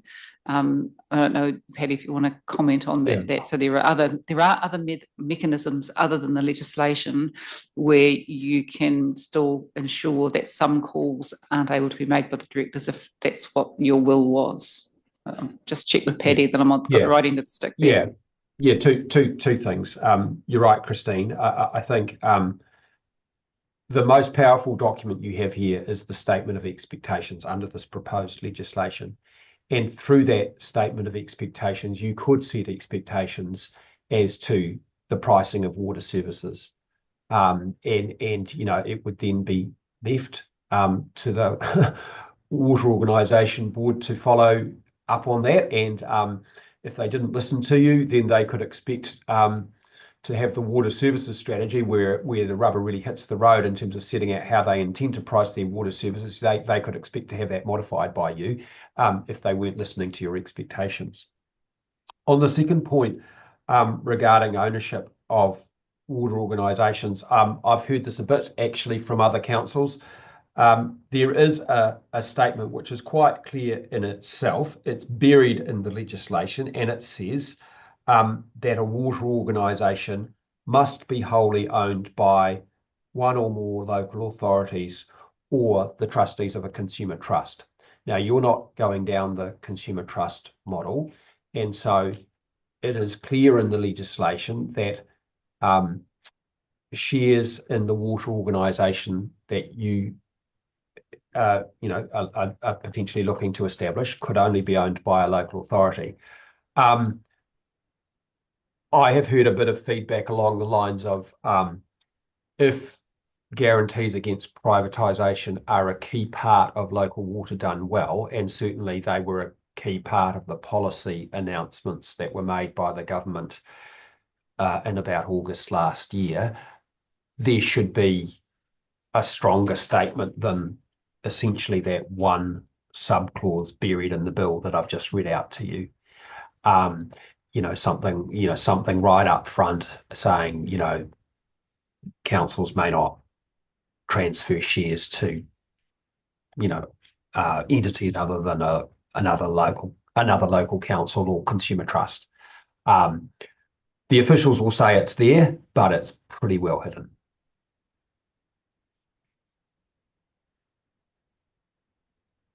Have we got any other further questions? Councillor Crowther. Phone. Apologies. Whoops, I've got to find where it. On page 2 of it, where it says, oh no, not there. I'm sorry, I've lost my place. Please excuse me. Press the wrong little green button. Right, on page 5, that's more like it. It talks about national environment standards, and the comment there is that it would be that what's being proposed is not a good solution. But I see there are significant advantages which are not talked about for the national environmental standards replacing the IDC provisions. So I'm just wondering if you can sort of tease out why you think that it is better to oppose what's being planned in that regard.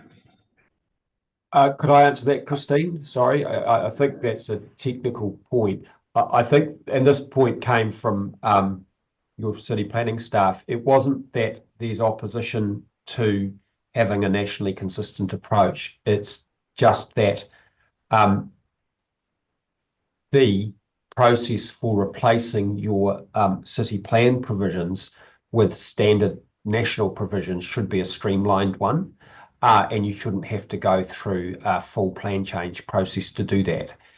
So it's not opposing that policy outcome, it's just saying you should be able to do that quickly without having to consult on something which is essentially a fait accompli because you have to adopt those standards. But it's solely about the consultation, you're saying, as opposed to the tech. Right, okay. Yeah, it's about the consultation and the process, not about that you should have the ability to set your own standards. That's not the point that's trying to be conveyed in that part of the submission. Yeah. Okay. Any further questions?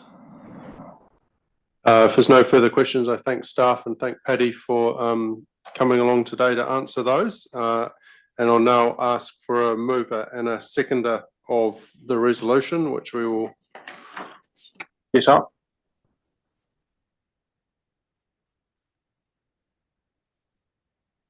Okay, yeah, shall we, yeah, just have a general discussion as to potential changes before we put that motion? Yeah, or move that motion. So I think, well, I'll start with, you know, what I've heard today.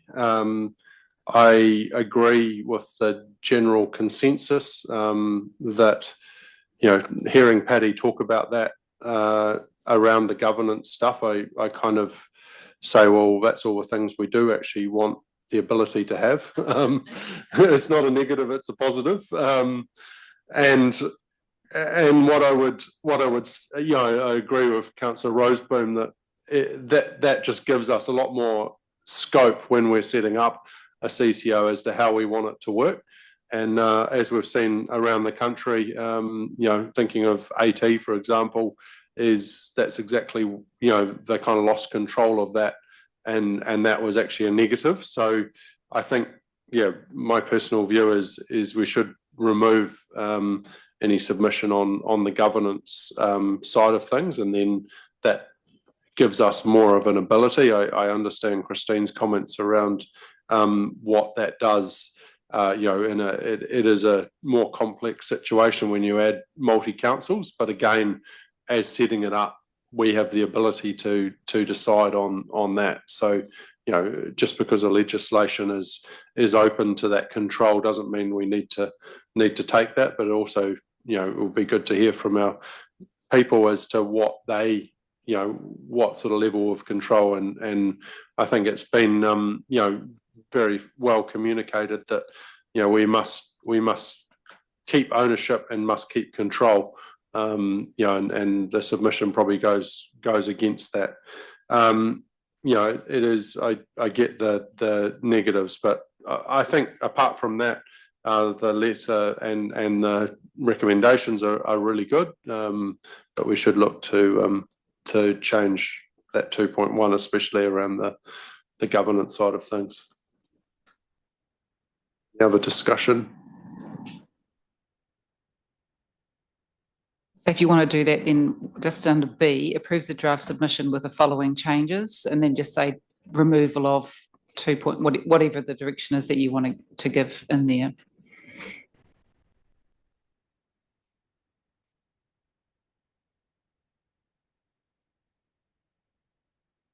Hearing 2.1 and 2.2, but I'm not clear.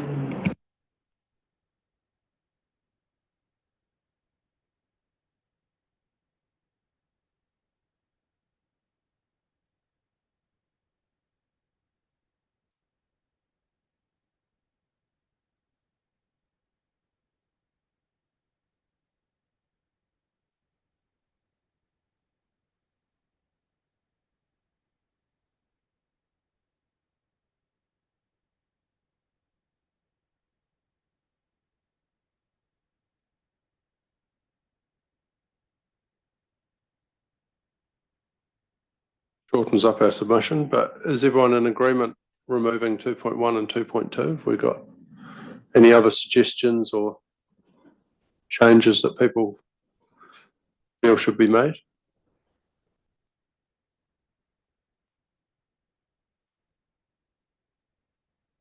Councillor Schooler. All right, so can we just have a explanation for the change of the C from what we've got in our papers?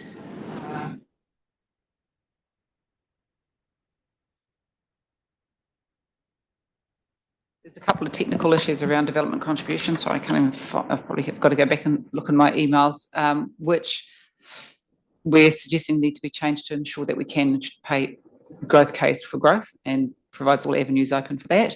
And the charging for stormwater, the legislation is very much focused on charging based on usage, and so it doesn't allow a property-based charge. And for stormwater, it's very hard to do something other than that. So it makes sense for water, where you can have a water meter, and wastewater, where you can link that to water usage, but stormwater is very hard to, so we're saying that there should be a mechanism for property related charging in a water organisation. That might change over time if we get much more accurate data around stormwater, but at the moment we have no method of actually doing it. The only option would be to retain it in council, and then for the council to effectively enter a contract and on pay the rates collected, which doesn't really fit with what you're trying to do. So we're saying it doesn't make sense, so that we want to just raise that issue. Right, thank you. Right, have we got any other changes? All right, if we've got no other changes, I'll move the recommended motion. We've got a seconder, Councillor Roseboom. Is there any further discussion on this? Councillor Morris. Very briefly and succinctly, Mr. Mayor, I am pleased that we are removing 2.1 and 2.2. There was significant pushback to previous Three Waters legislation and a lot of community concern around control and ownership of those assets. And I think if we were to submit in a way that gives up that control that the community expects of us, then I think we would be submitting against the wishes of the community in the broadest sense. I think in terms of the arguments around professional directors and investment in the water network, I think the history of Tauranga shows that there has been significant investment in the water network, particularly relative to our peers, and it's not without some courage. The late Councillor Faulkner had to go sailing for 3 years when he got the sack 25 years ago after the introduction of water meters, and that was a courageous decision at the time. So I think history shows that that hasn't been an issue in Tauranga, or the issue that it might be in some other jurisdictions around the country. Councillor Crowther. Yeah, I think this is, I have some concern that we had external legal advice and spending resources on that. And I think it'd be really good in future to always find out what the mood of the council is by whatever means, whether it's an email in the holidays or whatever is required. Because I think, to me, the comment from our legal advisor that it was strange that councils would be given more control. I think it would be strange if we weren't given more. And I think what's happened here is that there's been a disconnect between the sort of so-called professional managerial class and the people of the country who made it very clear through elections and extensive consultation, until this recent bill this year, it was one of the highest consulted issues in New Zealand's history. And the vast majority opposed losing control. So to me, it's not at all strange that this bill would honour the coalition government's policies that went out to the election by the three parties, which effectively Local Water Done Well was taking the essence of the Communities for Local Democracy approach. And they were a very diverse group of councils across the country, comprising half of New Zealand's councils, and other councils that were not members also supporting that approach. So we had a vast, number of supporters of this approach. And I think, to me, it's definitely a feature. It's not a bug. And it's the foundation of what communities across the country called for, whether they were the Whakatanes and Kawareos of the world, or whether they were some of the big cities. Tauranga was an outlier. We didn't have democratically elected councillors. Otherwise, I think we would have been part of that. So I think, this is absolutely core. And I think it's great that we've removed those and strongly support that. Thank you. Councillor Schooler. Just on the basis we have employed a external advice on this, and I can't answer it, it might be on there, but he did suggest that the clause about whether a council could transfer shares is buried as a sub-clause, and he said if guarantees against privatisation are key, there should be a stronger statement than the one sub-clause buried in the bill. Is that included in our submission? And if not, could it be, please? No, it's not. You can either add it into Resolution B, or we can just pick it up under Resolution C under your direction. Happy either way. I'm happy either way too. Thank you. So we'll leave it with C, for the chief executive to make a note, but I think it's a good thing that it is front and centre, rather than buried, so. Any further discussion? Otherwise, I'll put the motion, to the table, obviously, a few amendments there, and ask all those in favour. Those against? That is carried. Thank you. We're now just due a break, so we'll have a 15-minute break, coming back at 11:50, and when we return, we'll deal with 11.5 background information, marine park classification. So we'll see you in 15 minutes. Thank you. Meeting adjourned till then.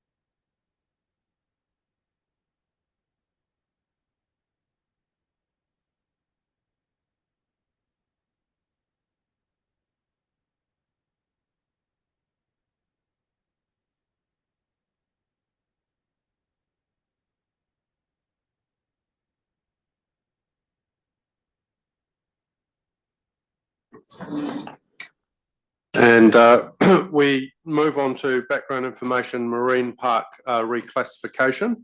So I believe Paul and not we've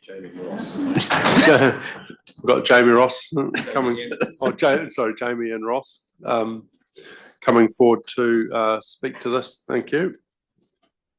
Yeah, so we haven't got Nick. We have Jamie and Ross talking to this report. So, but take the report as read. It goes through the history as requested on the marine park reclassification, and take any questions. Right. Just for clarification, this was part of our transparency of getting some of these reports and information out to the public. I note hopefully we'll have as part of that some of these attachments we may be able to release. But is there any questions to staff? Yeah, Councillor Crowther. Yeah, thank you for this. The first question is, in some correspondence from council at the time, the question was asked, would the land lease be market aligned? And the answer was yes, and there was a proviso there. But, was it market aligned? Is the market analysis available? Or was this, a discounted one compared to other uses? And I suppose I should also preface the question by saying, can you define market? Like, what market are we talking about there? Are we talking about the market of the, if we sold it to a commercial user, or are we talking about the market of, say, a sports club or someone like that? If I may, a valuation was obtained for the rent of 1.2 million. It did align with that valuation. So the valuation put the market rent at 1.1 through to 1.28. The rent was established, as you said, on the basis of certain parameters, which is the restricted use of the land. So that's the fact that it's still local purpose reserve and has the marine research and education facility notation. Also, there'd be limited occupiers for this particular piece of land. So with those two things into consideration, together with the fact that the rent is paid in advance, so it's not an annual rent, it's kind of more staggered lump sum at the beginning of the term. When you say evaluation, like I'm aware on another transaction that we had, there was the issue of the waterfront premium. I mean, we're talking, pretty premium class land here. So yes, of course, the whole point of it is that it has a restricted usage. But I guess I'm just questioning how, if you compare it with other reserve locations and things, it seems like there's a very small comparison for a valuer to assess market, and I'm just still struggling to think of why such a small amount of money over that 99 years would be seen as a market of some kind.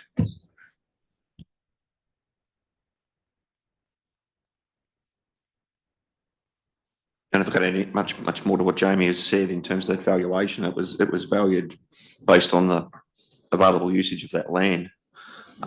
There was no, to my knowledge, there was no discounted waterfront or no waterfront premium or anything applied, or it was based on the use of that land. It was present value down to get to that because it was an upfront payment, so it will be reduced from that perspective.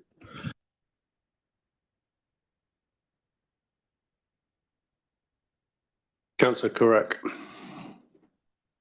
Just further on those lease arrangements, given the 1.2 is paid, I think, 5 years over the first 5 years, whereas normal leases continue for the term of the lease with annual review, not annual, but whatever the reviews are in the terms of that lease. Why was it decided to accept, if the offer was from the university, to have those terms of lease where you have it all paid in the first 5 years? Because, looking forward into the future, there's a lot of lost opportunity in terms of ongoing revenue. Well, why was that? Was it that university that sought that arrangement, or was it TCC? And why? And a follow-up question, please. That particular rental structure was established during negotiations with the University of Waikato, which is something that they sought. So the lease payments are triggered on certain dates, so certain condition dates. Initially, the tender did go out with the 1.2 request for the rental, but when we received the application, there was very little detail on how that was to be paid, so we did have to work through it during negotiation. And the current structure is what helps the university in terms of kind of working through the concept planning through to funding and approvals, delivery of the marine research education facility. In terms of the rent-free for 95 years, basically, what was the logic for TCC accepting that, given that lost opportunity? Or was it having 1.2 up front basically factored that in and accommodated what you'd lose into the future? Yeah. The valuation that we received for the 1.2 did assume that it was an upfront payment. So the fact that it is staggered over the 5 years wasn't addressed within the valuation. The 1.2 reflects what they thought was market for that entire 99 year. The second one was around the consultation. I do note there's a document there from the Ombudsman considering a complaint by the speaker in the public forum. In reading that, it was deemed to be of medium significance, which then triggered a different consultation process. So was that reviewed, and was it considered reasonable to assess that under a medium significance rather than a high level of significance, which would have triggered a higher level of consultation? Because the Ombudsman will only, address the complaint via what the actual basis of that consultation was, and that was around medium significance. The staff at the time assessed the significance of this under the significance and engagement policy and decided that it was a medium significance rather than high, correct? That medium significance would mean slightly high level of engagement and relatively targeted. As to why they decided that it was medium as opposed to high, I would have to review the work that was done at the time.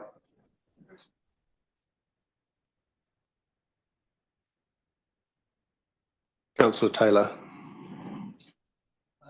So this question goes back to the original change of use of the land, and I don't know whether you guys can answer it, maybe someone else in the room can. The Minister of Conservation turned down an application, and then council found a backdoor method by the look of it to get this across the line. How does that work? Is that? I wasn't involved with the project at the time, but I know that the initial application looked at a revocation of the reserve status.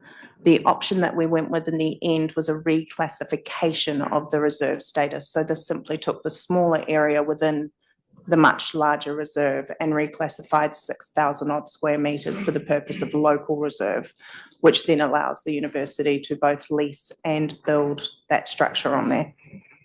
Sorry, I understand that. Part of my question is more around the political nature of, you've turned down by the Minister of Conservation, which I would have thought had a priority, and then somehow a bit later we've gone around and made another decision using some other mechanism. Perhaps I can comment on that. I was a little bit involved at the time. So as outlined, there are various pathways under legislation to achieve a certain outcome. The governance at the time asked us to explore what were the alternative pathways. There was a report that went to them and said, here are the range of alternative pathways, and there was a resolution passed by the council of the day to pursue it. Councillor Crowther. Yeah, I've just got a few questions around the lease. So is it taken out under the Public Bodies Leases Act? Is that the mechanism? Correct. The lease was done under the Public Bodies Leases Act 1969. And can you confirm, that's why it's 99 years, not 33%. And can you confirm the date of the lease? Not the date of the lease, but the agreement to lease was signed up on the 4th of July. So has the lease itself been signed? Like, is there a date of lease under that act? No, because we're still running pursuant to the agreement to lease. So the lease itself hasn't actually commenced. The agreement to lease is still conditional. Right. And can you clarify the conditions around whether it will or will not take effect? The lease and agreement to lease both contain a confidentiality clause. So at this stage, I'm not entirely certain whether I should be speaking to the conditions that are contained in the agreement to lease. Okay. Well, I guess, well, if I attack from another angle, will the consent for the building itself be publicly notified? I would imagine so, as there is nothing within the lease that would exclude that. So it would just go through the normal process within TCC under that particular regulatory and consenting arm. So under that, what is the scope of input? Because I guess this is the key thing. What is the scope of input from the council in terms of the potential to impact the building or the uptake of the lease? Yeah, without getting into details, I know that there are conditions within that agreement to lease, both in terms of the resource consent, the building consent, and there's oversight by council in relation to a set of conditions in relation to that consent process, but also then around the kind of functions, access, and design and reserve integration outcomes associated with the building. Councillor Morris. Thank you, Mayor. Right back at the original genesis of this, when the proposal was vetoed by the Minister of Conservation, the Council of the Day sought discussions with the Regional Council, because Regional Councillors had promised to transfer a piece of land around Route K to Tauranga City Council in compensation for the marine research facility being on Marine Park.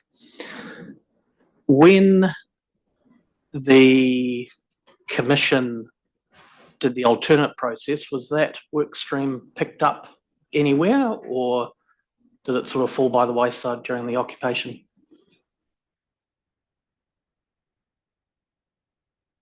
I'm certainly not aware of that. It certainly predates my involvement in it. I'm looking at Christine and Paul.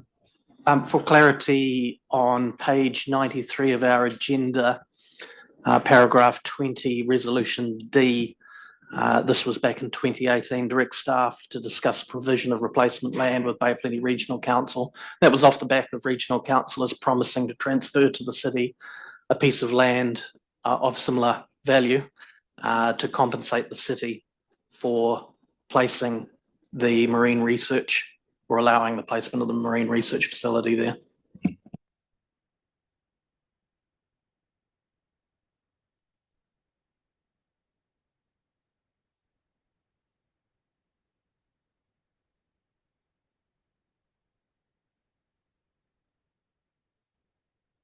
Sorry, could you just repeat that reference? Page 93, paragraph 20, resolution D. That was a resolution of council 16th of October 2018. And at the time, the regional council was very keen that the city council get the marine research facility over the line. And in order to encourage the council of the day to do that, they offered a piece of land by Route K. So the question is, was that work stream ever picked up, or did the Commission just forget about that and the city's now X million dollars worse off? Perhaps I can answer that. I don't believe that work stream has ever been picked up. So that's not to say that we can't pick it up. So. Absolutely. And perhaps some sort of wider regional investment in the facility would be a good idea as well. Councillor Crowther.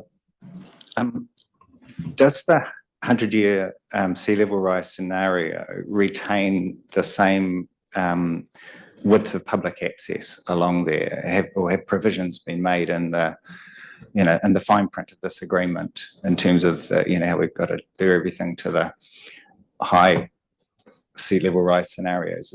Are we going to run into a potential situation where public access could be less than what is being initially negotiated? There's provision in the lease arrangements for maintenance of seawalls, etc., which in theory should maintain that public access through the local reserve.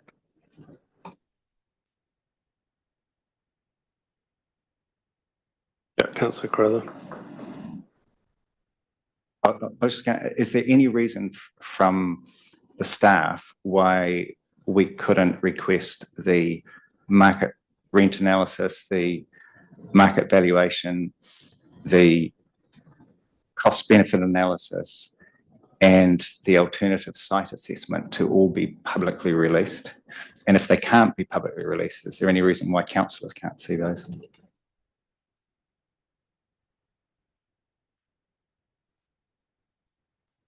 I can't see any reason why we should be releasing as much information on this as possible. Councillor Kurak. On the resource consent, what level of consultation is expected during that process? Will that give the public an opportunity to express their views and whatever on the proposed building or otherwise development on that site? Welcome, Sarah. We would only know that when we've gone through the application process to assess the consent against the city plan and other provisions to determine what type of notification might be required. And if it's full public notification, again, remember that relates to the provisions in the city plan. And so what the city plan allows or might require mitigation against. So it'll be quite a different process than this process itself, but we can't determine that until we've gone through the assessment.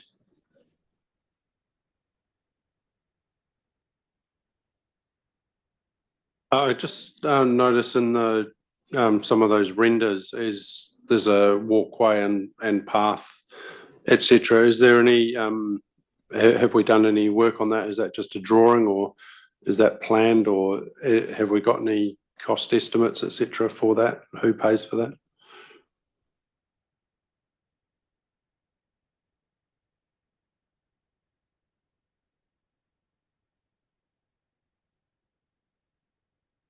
Sorry, actually, that might be in the publicly excluded. Yeah. I think you're talking to the concept plan that might be attached. Yeah.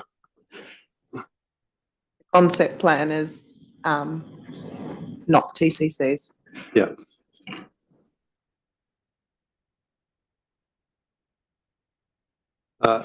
Yeah. Any further questions?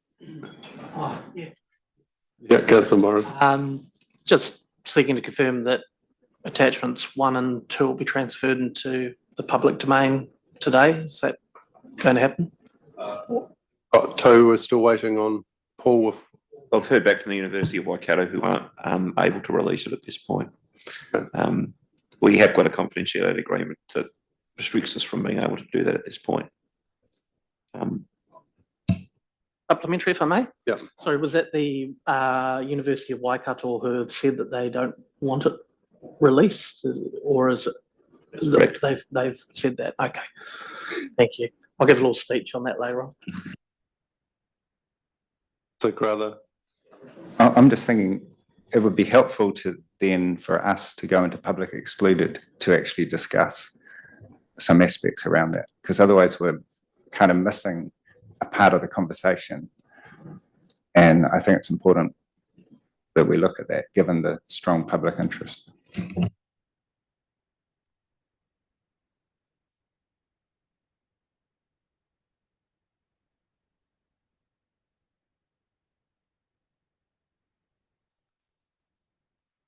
Yeah. So, yeah, I think we'll move to have this lie on the table until we've been into publicly excluded to finish off this conversation. Got a mover and seconder, Councillor Curran, Councillor Roseboom, thank you. All those in favour? Those against? That motion is carried. Thank you very much. The next item of business is 11.6, which is 160 Devonport Road land purchase and development.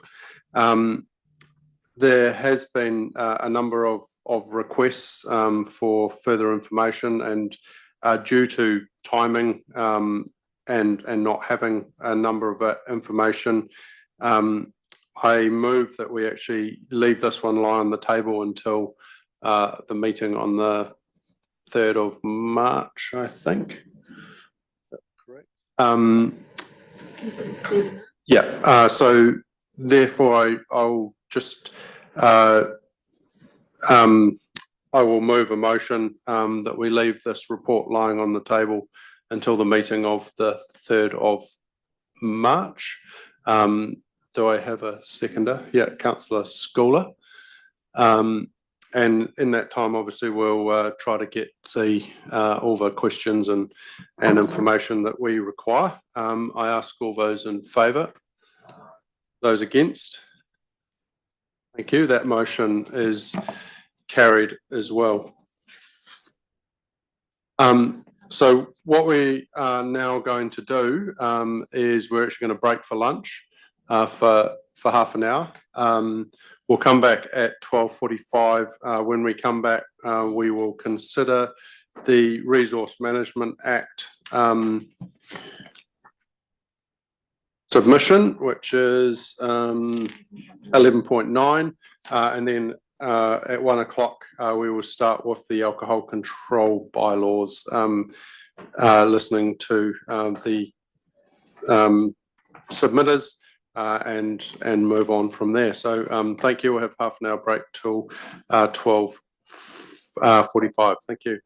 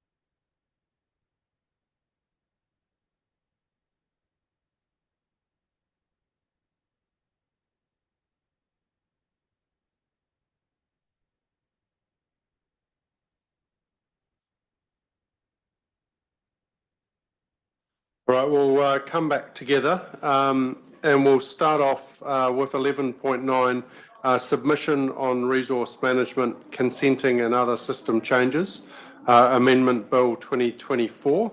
And I asked Janine Speedy and I think Christine Jones will, we've got Andy as well, so. Kia ora tātou. So central government are doing some quite significant changes to the resource management reforms, and these are separated into three key phases since the election. So the first phase one was to repeal the legislation that was brought in by the last government. So we're still operating under the Resource Management Act 1991. Phase two has quite a few parts to it. So there is the fast track legislation, which is now an act, which enables developers or parties to fast track their consenting. There's two what we call amendment bills. So the first amendment bill was very much focused around freshwater matters, and so that was quite focused to regional council rather than city council. We did make a submission. There were some elements also around Indigenous biodiversity. And now, just before Christmas present as they always do, we have the second amendment bill, which is around consenting and other system changes. The submission is due today, tonight, 11:59. So staff have been working on pulling together a draft submission for your consideration today. Another part of what we call the phase two is called national direction. So there's quite a significant piece of work underway with central government to review all our national policy statements and national environmental standards. We don't have a date of when that will be released yet, but it is a significant piece of work. And I'll talk to it in terms of how it influences this bill as well. The third phase is the actual replacement of the Resource Management Act, which is looking to release the drafting of that will start towards the end of this year. So in terms of this amendment bill, which we're making the submission on that relates to this report, we're largely supportive of it. Some key components of it is it enables, I suppose, a better, a more straightforward consenting process for new infrastructure and also for designations, and council holds a number of designations as a requiring authority. There are some more powers in terms of consenting around natural hazards and council's ability to consider natural hazards in a consenting framework. And in terms of planning and housing growth, the key change is that the legislation enables council just to decide on the medium density residential standards. So the medium density residential standards are the 3 dwellings on a site as an permitted activity, 3 stories, that council brought in last year through Plan Change 33. So how the submission has been put together is we're largely supportive of what changes are being made in the second amendment bill. There are some matters that we have raised, which I've summarised in the report. So there's probably some improvements that can be made where linkages haven't been clear. We're seeking much more clarity and direction around using the streamlined planning process, which is a plan change process. There's also, which may be of interest to elected members, is the Minister is looking at having much more direction on the streamlined planning process. So, for example, seeking at an early stage of who will be on the hearings panel, and quite clearly in the legislation, removing the ability for elected members to be on that hearings panel.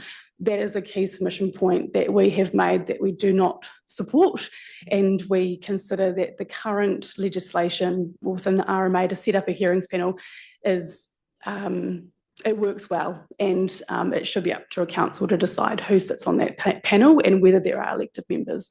So I'm happy to answer any questions on the submission.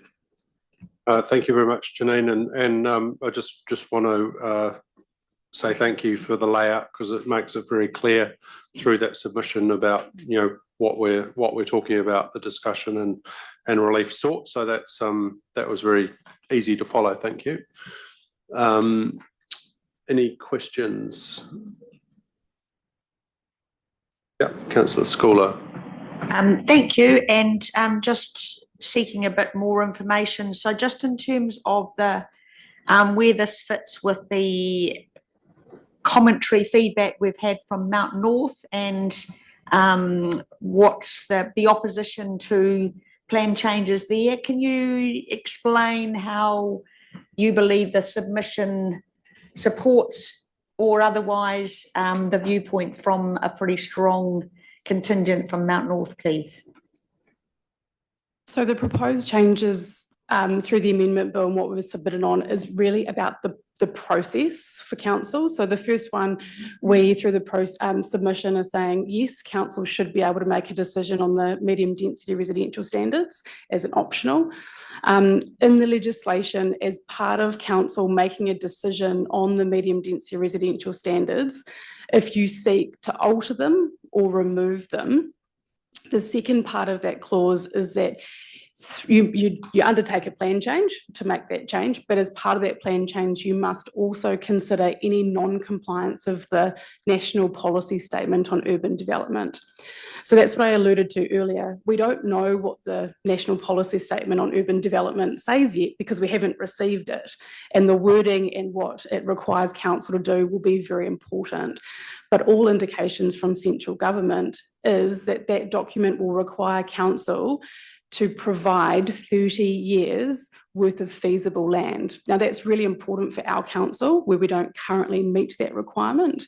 So as part of any future plan change, whether we alter the medium density residential standards or do a plan change to meet those 30 years of land supply, this council is going to need to consider how you want to achieve that, and what happens with the amount should be part of that, that consideration.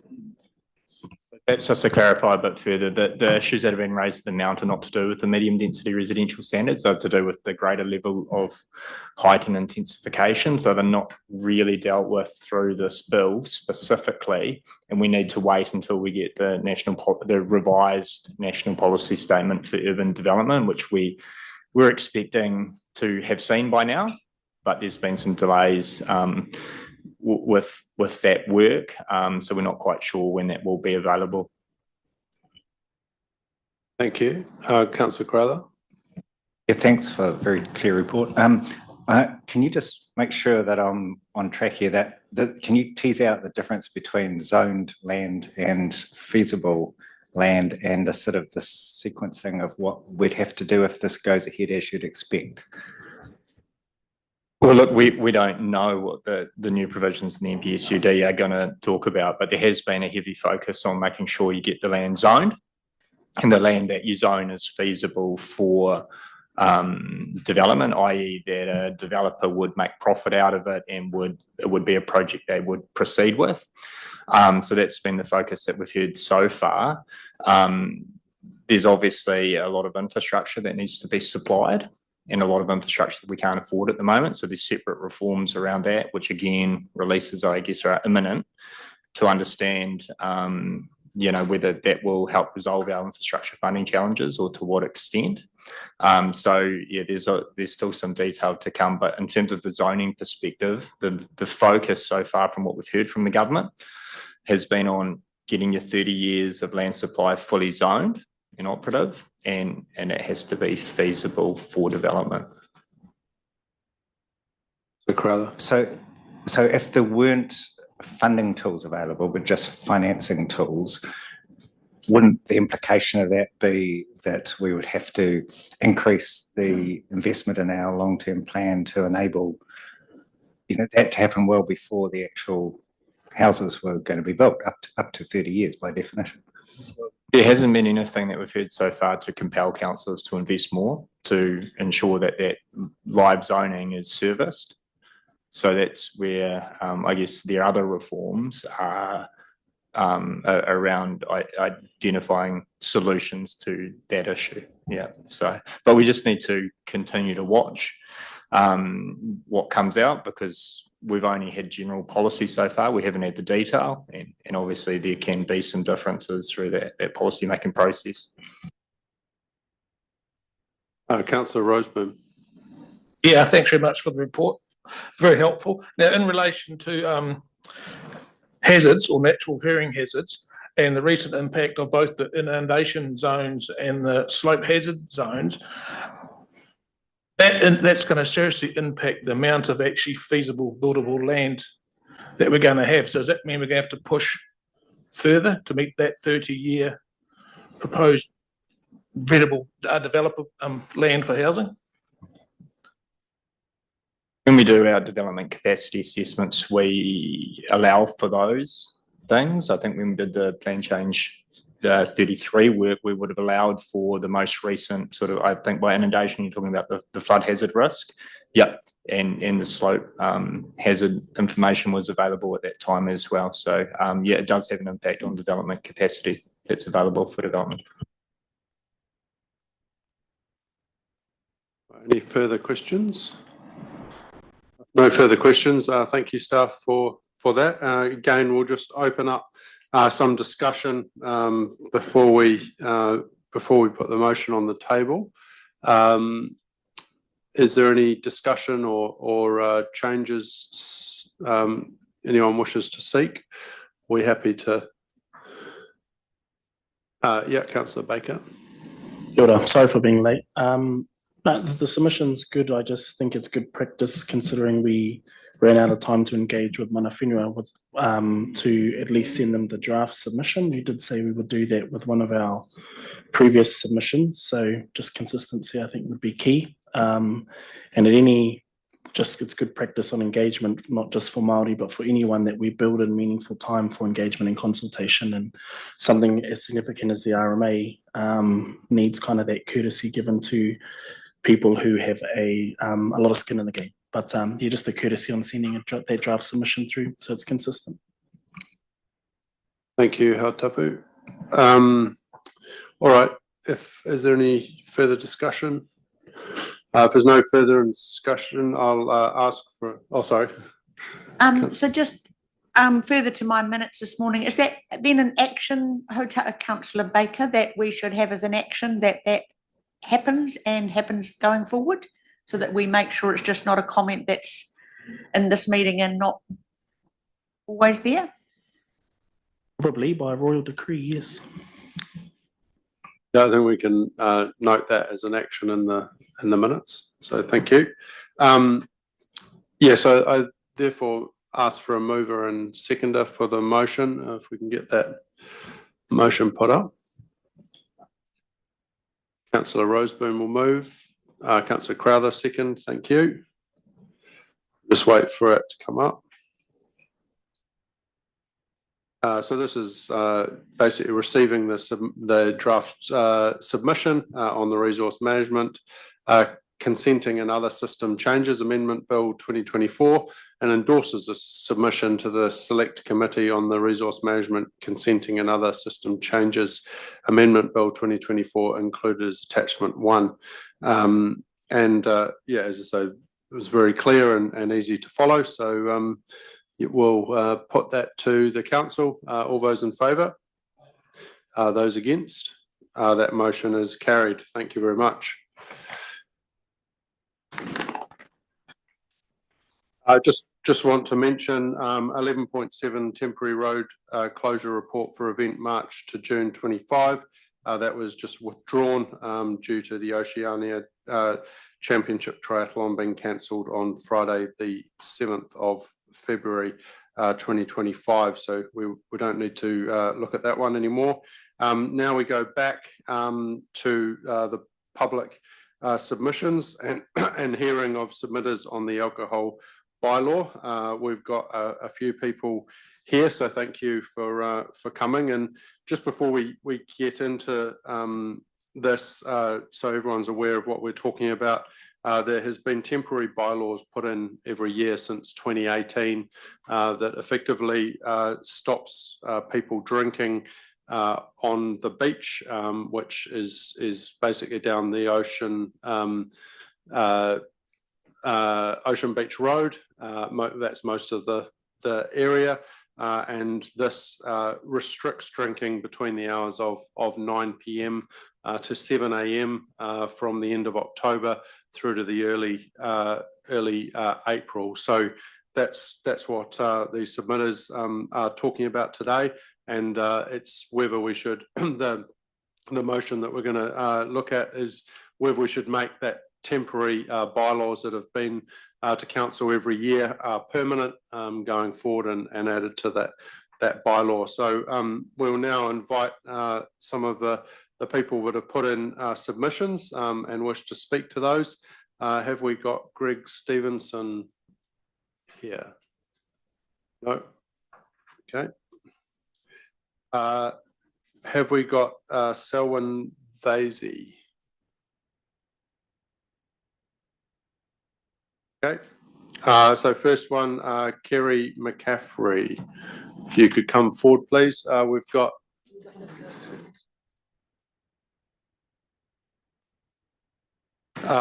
You'll have 5 minutes to talk, and if you want any questions, if you could leave some time for that, be great.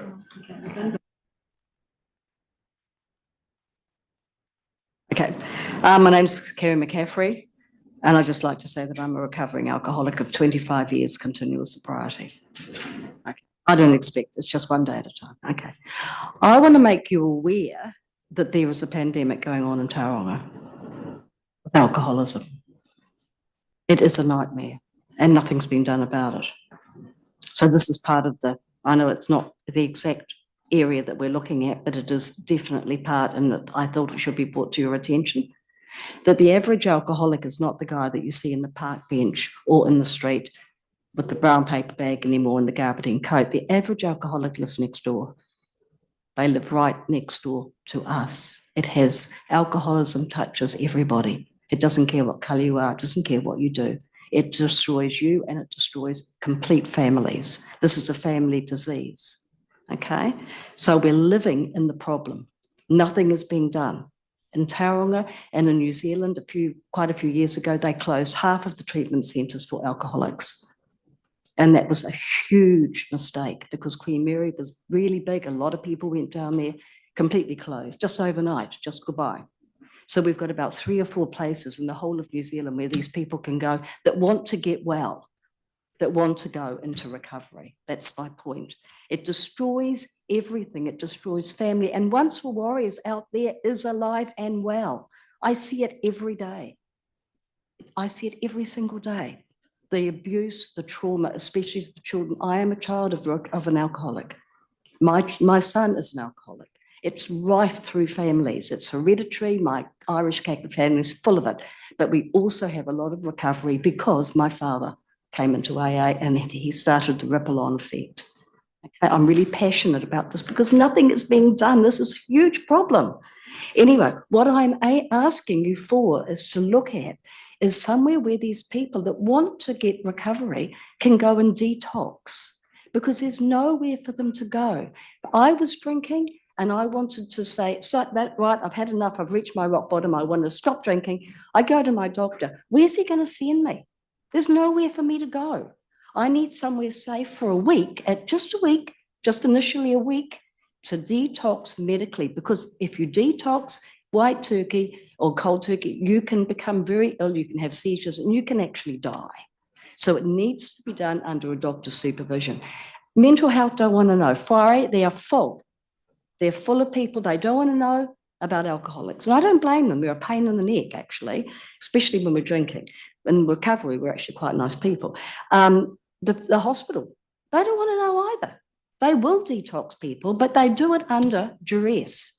To get somebody into Tauranga Hospital, if you've got them and they're a danger to themselves, and I mean a real danger, the only way you can get them into a hospital is by getting an ambulance, which means you're holding up an ambulance. And they're not happy about it either. These people deserve a place where they can go to detox. And that is what I'm asking you to look at. It needn't be a big deal. There's lots of buildings around there that could be converted into something like this, even 10 beds. That's all. There's nowhere for these people to go, nowhere. And they want to get well. Well, I'm talking about people who have the want to get well, okay? Thank you very much, Kerry. Has anyone got any questions? No? All right. Thank you for your time and thank you for coming in to submit today. Do I have to say anything about the submission?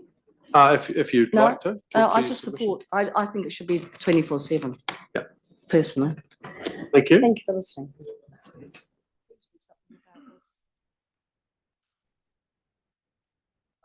John Tararu. If you can just push the button on the microphone to start off. Yeah, kia ora everybody. Thanks. This is my first time coming in and speaking to the council. I want to introduce myself first and then just talk a little bit about how grateful I am about living in this beautiful place that we live in, and a lot of that credit goes to you people for the work that you do. So my name is Nipia John Tawharu, ko Ngāti Rukoa, Te iwi, and I just wanted to talk. I live at Mount Maunganui. I live just at the start of Ocean Beach Road in a house there, and I've come to represent my community around me. I've been talking with them on the beach about what's been happening and how people feel. So that's the reason why I've come, is just to represent my neighbourhood and community. I've been teaching at Wamanu Primary School for 30 years. And during that time, I have been associated with the council through Coast Care. I've worked with Greg Jinks and Chris Ward for 30 years now, helping restore sand dunes. And in my teaching, I've tried to incorporate taikeaki and looking after our environment as best as we can by getting involved with nature. Also, through my teaching, I've been helping with the replanting and restoration of mauau over the last 30 years. With Josh, we've kind of planted all the like a cloak around mauau. So I'm pretty proud of those things that I've done. I want to say to you people that if I could, very grateful for lots of things, but can I just say very grateful for the boardwalk. I want to make that a point, because the boardwalk has really connected thousands of people to our sand dunes beach environment, and whoever was behind that has done a beautiful job and not doing it cheap and involving lots of different people, and there's also iwi connection in there as well. So thank you for that. And the second thing is the skate park. I'm a teacher, so I know what's going on as far as that happens. And the skate park has got kids off their phones, and it's got kids being active. And that was another piece of genius in my point of view.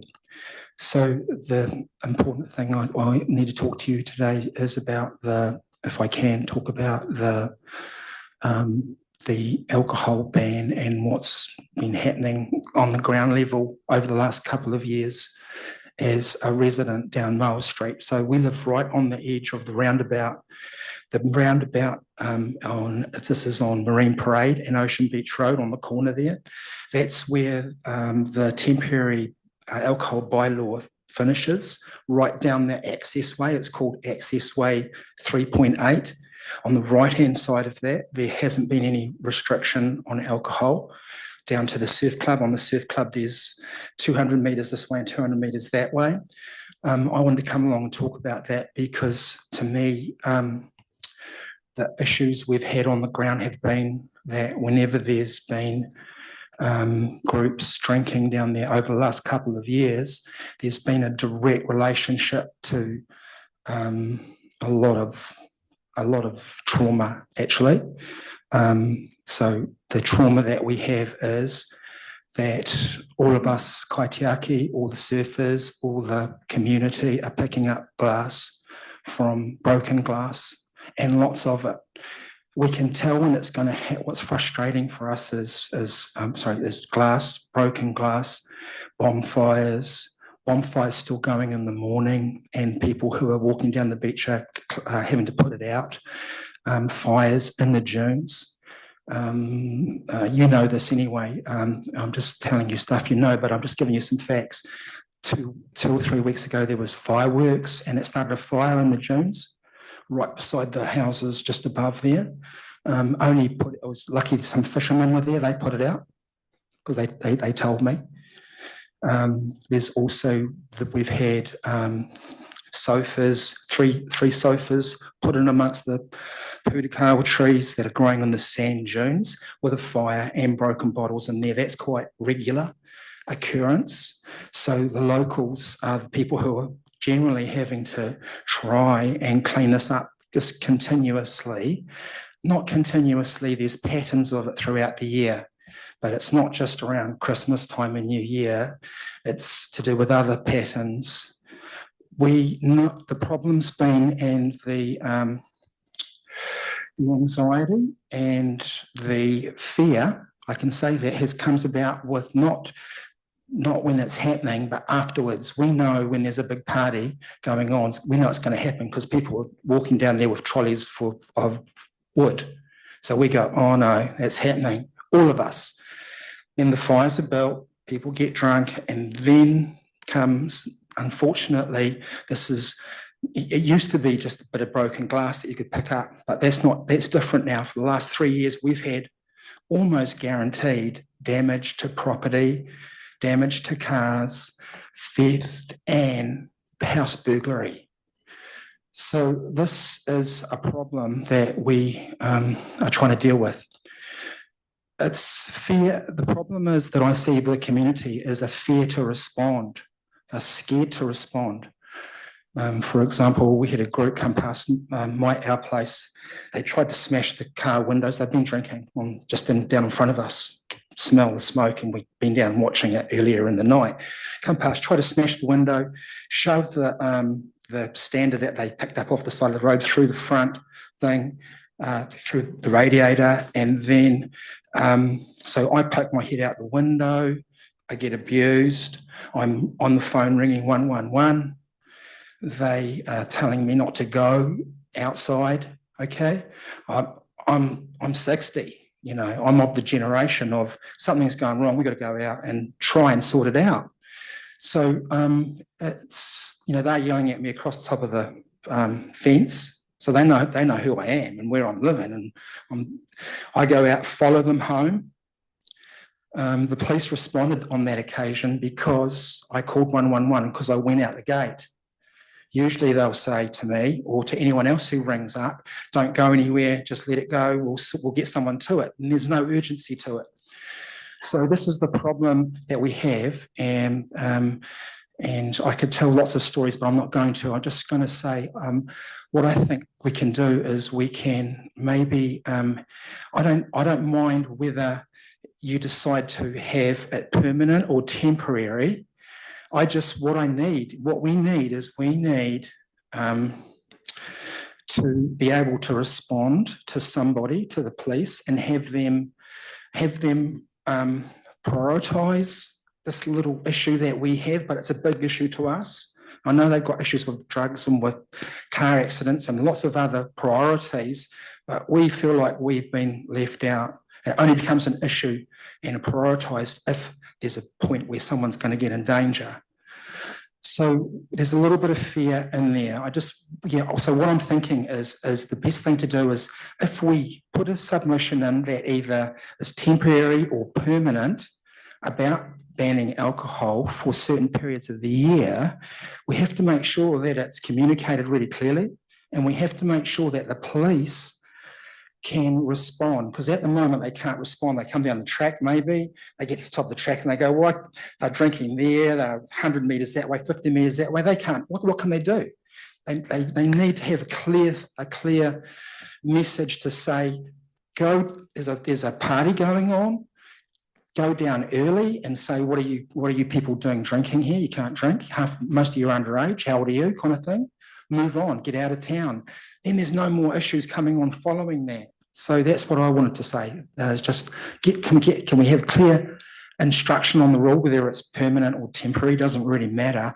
Then can we have police response, and can the police, the community constables and police respond to us ringing when things are going on outside our neighbourhood? Is that enough? Yeah, thank you very much, John. Really appreciate your time, and thank you for all you do in the community and coming in and showing up and talking today. I just have one question. You just talk about those parties and stuff, but that generally happens like during the summer period after 9 p.m. or. Do you know? This is kind of hard to say, really. Everybody thinks it's the out of towners, but it's not. Sorry, does it happen between October and April after 9 p.m? Because that's currently illegal, and so obviously the bylaw gives the option for that to be policed, but we just need to police it. So okay, yeah, thank you. If the police could get down there early in the night, that would stop everything from happening later on. Yeah, thank you. Thanks. Susan Hodgkinson is next. Is this one on? Kia ora koutou, my name's Sue Hodkinson, and I have been the local hero award for rubbish and other things, and I have also been the New Zealander of the Year. Very good. I was really proud because it's only me. Everything he says is true. I live on Bain Street Corner, diagonally across from McDonald's. It is hell. I have lived there since 1982. The reason I stay there is because it didn't used to be hell, and it's actually got better. And you guys don't go far enough in any of these bylaws. I pick up litter, and yesterday I took 72 cans and 5 bottles and 11 Coca-Cola soft drink, doesn't matter what size, down to the Mount Park, the Mount Club, where I recycle them every day. I have photos which no one's really ever wanted to see. So I keep the stats of what I recycle. I take a photo of the garbage that I pick up and a photo of the recycling before I recycle it. So I'm quite scientific.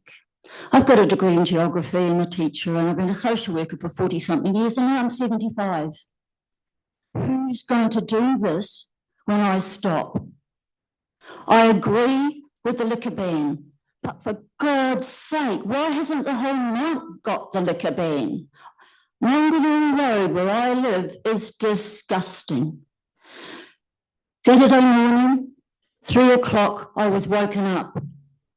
Windows shut, air conditioner on, and I sleep with the TV on, so I don't have to hear what's going on at McDonald's. And McDonald's is actually improved, and the backpackers have really improved, but it's the local kids. There was a screen So I jump out of bed and I wear things to bed that I can run out because I'm 75 and I'm a social worker and I've been a teacher and I've been a mother. So I jump over my fence and I yell out, does anybody need, what happened? Does anybody need help?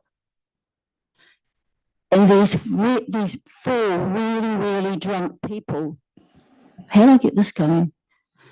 These four really drunk people turned around outside my fence on the road and said, oh, we're okay. And I said, well, you screamed and screamed. And they said, oh, we saw a cockroach. Okay, I said, oh, that's good. I thought someone was raped. And I went back to bed. It has improved. But I've talked to Mrs. Tolley about this, and I also asked not only for this area to be 24/7, the beach, but what about the rest of the Mount? I'm in Mount North now. I didn't know I was in Mount North, and I couldn't get the Mount North high-rise haters to think about my part of the Mount, and we discover I'm in Mount North. Why isn't Mount North up to Blake Park, including Blake Park, including the skateboard bowl, right down maybe to the end of the Mount College area, which is Gulf Road? Why isn't that in the liquor ban? I pick up the liquor on Minganui Road every day. My car right now is full of stuff. Why haven't we got recycle bins all the way down Minganui Road? I know it belongs to NZTA. I know it belongs to railways. But the people in the houses that live there and have to put up with all this, and it's always so many bottles thrown out at cars, busted on the cycleway and the footpath. In my brush and pan on the way to the gym this morning, with my brush and pan, swept up heaps of glass. I know where to look. It's down the walkways. It's by the walkways. It's by the... I don't know, it makes me cry. I really want to cry about how the Mount is not looked after. But also, Tauranga City is pretty dirty, and now the government is allowing cigarettes. We have an epidemic of cigarette butts again. We didn't, and now we have. We have an epidemic out there. I don't know whether you guys read the Listener, but the latest Listener is about a fetal alcohol syndrome. And fetal alcohol is now the yummy mummies, the wine o'clocks. Every senior ad on television has got alcohol in it. Alcohol is a real problem for Mount Maunganui, and I agree with what you're doing, but it's not enough. I want the whole lot, liquor band. Like all the towns that I said last time I talked, and I forgot because it was such a long time ago. It was up north of Auckland. They liquor ban the whole city. If you go to Nelson, the whole city, middle of the city is liquor banned. In Australia, you can go from Tasmania over to Victoria, and it's peak summer, and you don't see any liquor until you get to Frankston, where the alcohol pubs start. And now it's not pubs. Now it's because all the bars and the coffee shops are going for liquor bans. So yeah, keep it inside and tidy it up. They don't tidy up. It's got better. It's really getting better, but it's not enough. And I'm going to die before it gets good enough. And the Mount used to be beautiful. And I've lived there since 1958. Right. Thank you very much. Not enough, guys. Yeah, I just to clarify that actually the Mount and Tauranga CBD are both 24/7 liquor banned. Why? Where are the police? Yeah, well, that's Where are the monitors? another There's matter. me, and I'm an unsolved home invasion for this stuff. But thank you very much again for all the work that you do in our community and keeping Yeah, them but out. everybody's got to do it. Everybody. Nobody's above it. And you've got to call it out when you see people acting like dicks. Thank you. And now we have Andrew Galloway. He's coming in online from Alcohol Health Watch. Welcome, Andrew. Thank you. Great to be here. Ko Andrew Galloway, Taku Wingala. I'm the Executive Director of Alcohol Health Watch, and my colleague Jennifer Lamb is joining me here. Thank you, Your Worship and Council members, for the opportunity to address you. We're Alcohol Health Watch is a national organisation. We provide credible, up-to-date evidence and advice regarding alcohol policy and planning. We coordinate networks such as the Cross-Council Local Alcohol Policy Network and other networks and projects that support the sector. Of all drugs in Aotearoa, New Zealand, alcohol is the most harmful. Alcohol is a leading cause of preventable death, injury, ill health, and a significant contributor to the social and health inequities experienced by Māori, Pacific, and other impacted groups.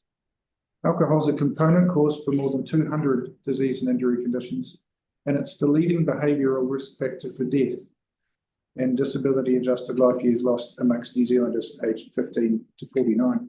The cost of alcohol harm has been estimated at over 9.1 billion annually, and the harms are far-reaching and felt deeply by many families and communities. The council, the police who enforce the bylaw, licensing inspectors, your medical officer of health, and other community members and agencies such as ours are well aware of the impact of alcohol and the significant burden that alcohol places on Tauranga, and in fact the whole of the Bay of Plenty region and the country. And what evidence there is likely an underestimate of the total burden of disease that particularly affects vulnerable groups. Our written submission outlined the evidence for alcohol-free areas, or as they call liquor bans, and these can help reduce crime and disorder in a location. They can help denormalise alcohol use generally. They are cost-effective, and given the damage and associated harm, crime, injury, vandalism that impacts council assets and your community members, they also impact the underutilisation of public spaces. And you've heard some pretty passionate testimony from community members this morning, and we tautoko their concerns. We see alcohol and alcohol control bylaw as part of a cohesive package of measures to reduce alcohol harm. And in this regard, we note and we really congratulate Tauranga City Council on consulting on an alcohol licensing fees bylaw and a recent local alcohol policy being reviewed and implemented. Alcohol control bylaws not only leverage those measures, but also support community safety and wellbeing. The amendment to the 2018 alcohol control bylaw to have a permanent alcohol-free area between Mount Maunganui and Papamoa in summer months simply creates a permanent alcohol-free area rather than continuing with temporary ban year after year. Importantly, it provides certainty. It enhances the safety and experience of those who live, work, and visit Tauranga and its beaches. The amendment also meets the criteria set out in the Local Government Act for making and amending a bylaw. That criteria is that there would be a problem with alcohol in this area, with crime and disorder made worse by alcohol consumption if it was not an alcohol-free area, and that the amendment to the bylaw is appropriate, proportionate, and reasonable. A reasonable way of addressing that problem and not inconsistent with the Bill of Rights. In summary, we support the amendment to the bylaw. We would see a permanent alcohol ban in summer months between Mount Maunganui and Papamoa as a logical step to formalise the existing temporary ban, and it links the existing year-round alcohol-free areas. Importantly, it addresses community concerns and evidence from police about alcohol-related harm in the area. Thank you again for the opportunity to submit, and we're happy to take questions. Thank you very much. Councillor Morris, there's a question for you. Thank you, Mr. Chair. Can you hear me, submitters? Oh, fantastic. Yes. Just picking up on your submission point around formalising Omanu Arataki, the seaward side of the road there, that's proposed to only be between 21st of October and 6th of April. Is your submission that that should be a year-round ban from 9 PM to 7 AM, the same as Papamoa. And also compliment your choice of art in the background. Thank you. On the art first. Look, I think that's a local decision best made locally. We've heard the same submitters that you've heard this morning, really passionate community members. And I think if you can make it consistent, that would make sense from a policy perspective. It certainly sounds like you have the disorder and other and litter and other concerns, noise that would warrant it. But it's a local decision. We don't have that expertise on that particular area, I'm afraid, Councillor.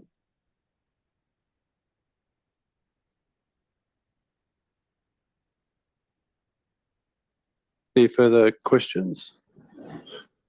All right, thank you very much for your time and thank you very much for your considered submission. Kia ora. That now ends our public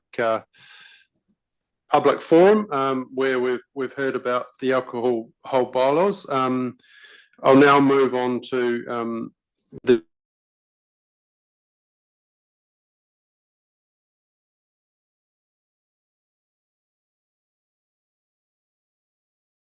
as we've been made aware. I think the public there's a overwhelming support for this, and as we said, it has been in place for the last 7 odd years. So we'll now ask Sarah Omundson and Nigel McClone to speak to the report. Thank you, Mayor. Just to quickly go through the paper and summarise where we're at, we do have in our alcohol control bylaw 2 areas along the coastal strip with permanent bans in place. And the mount up to Grove Ave, that's 24/7 right throughout the year. And then from Sandhurst down to the Papamoa stretch, that is all year round, but only 9 PM till 7 AM.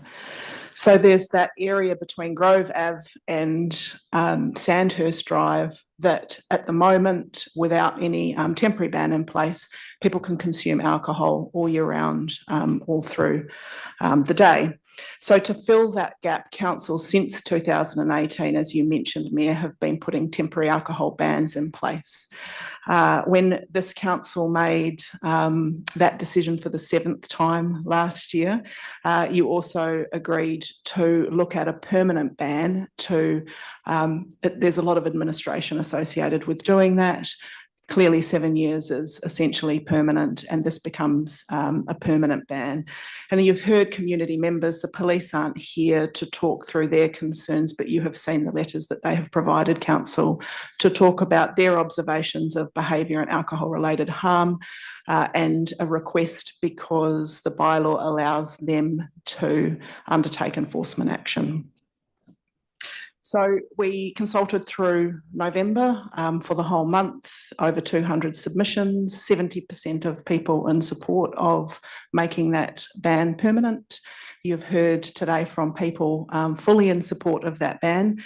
There were nearly 30% of people who were against it. And if you've looked through the submissions, you'll see a lot of people weren't aware that there was a ban in place. Anyway, so there was a misunderstanding about this being new. And secondly, just a feeling that people should be allowed to have a glass of wine and watch the sunset. But given that overwhelming support, staff have recommended that you adopt the amendment to formalise and make permanent that ban.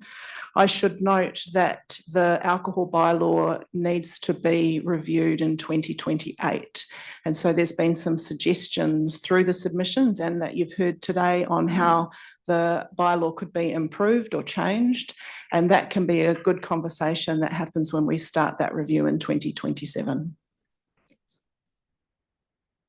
Thank you very much for that. Councillor Morris. Thank you. And to your last point around the comments that have been raised through submissions, in response to those submissions, both written and oral just now, would council have the ability to approve a ban between 9 p.m. and 7 a.m. 365 days a year between Grove Avenue and Sandhurst Drive, or with the scope, and that's in response to the submissions, or would the scope of that change require reconsultation and therefore better done in the 2027 process? That's an excellent question, and our view is that that changes the nature of the closure beyond the expectation for people that were submitting on it. We also talked about, we'd seen a note about potentially having that time over summer from October to April be better aligned with daylight savings hours. That can potentially change the extension of the ban another month. So that's beyond the scope of what was consulted on. Good question, Councillor Morris. I had a very similar and wondering why why there's a difference between Papamoa and the rest, and interested to get your thoughts on that. My understanding, and Nigel might have a better observation of behaviour and consumption of alcohol, but down at the Mount, there's proximity to bars, not in a judgment. As an ex-police officer, the Mount area is in proximity to bars and taverns and places where people drink alcohol in licensed venues. This area from Grove Ave down to Sandhurst is residential, so the expectation is different. Papamoa, like why is that 365 between 9 and 7? Sorry. With your indulgence, Mr. Chair, I know the background of that if staff are comfortable. Just in terms of being a sweet kumara and for Councillor Roseboom and Crowther's enjoyment, there was particularly strong advocacy from the then chair of the Papamoa Residents Ratepayers Association. Who was in charge of the PRRA at the time? Bloke by the name of Tipini Morihu. And so following that, the chair then got elected to Tauranga City Council and also advocated for that. And the then Tauranga City Council saw the wisdom of that position. Just thought it was retrobates like yourself living in Papamoa, but Councillor Taylor. We've heard from submitters today that one of the big issues we have is enforcement of these bans. How do you think the police are taking this at the moment? Do you think we can get some traction to help some of the issues we heard about? Far be it for me to speak on their behalf, although I do have some history with that. I spent 10 years here in Tauranga as the Western Bay Alcohol Harm Reduction Officer. So policing bars and alcohol bans was my bag on a day-to-day basis. A number of new bans came in during my tenure, specifically around the Bellevue area, around 4th Ave, here in the city. And all of that was based on evidence. So calls for service that we were having in relation to alcohol-related issues saw the need for police to provide evidence to council to enable those areas to become alcohol-free or alcohol ban areas. Similar situation with what the area we're talking about now, which although it is only temporary over a certain part of the year, we had the evidence at that stage to suggest that it was a requirement over that period and over those timeframes from 9 till 7. Policing is hard at the best of times to be able to answer all of those calls for service, but I know they do the best job they can. But of course, if you can nip something in the bud in the very early stages, so if there's a call for service that we are told relates to or has alcohol as a component, even though it may not be kicking off completely, and we see this over the New Year period when we have a really heavy presence, and the police crack down really hard, really early to make sure that the community stays safe over that period. So I can't speak to how the current regime prioritise their calls for service, but certainly the police are the enforcers of the liquor ban. That's not a council function. So we do rely heavily on them to be able to respond. Councillor Taylor. Suggestions on how we might approach them to get a response on this? Because to me, that's the crux of the whole issue. We can put the liquor ban in place, but it's how it's enforced that the community will feel the results on. Yeah, we have quite a prominent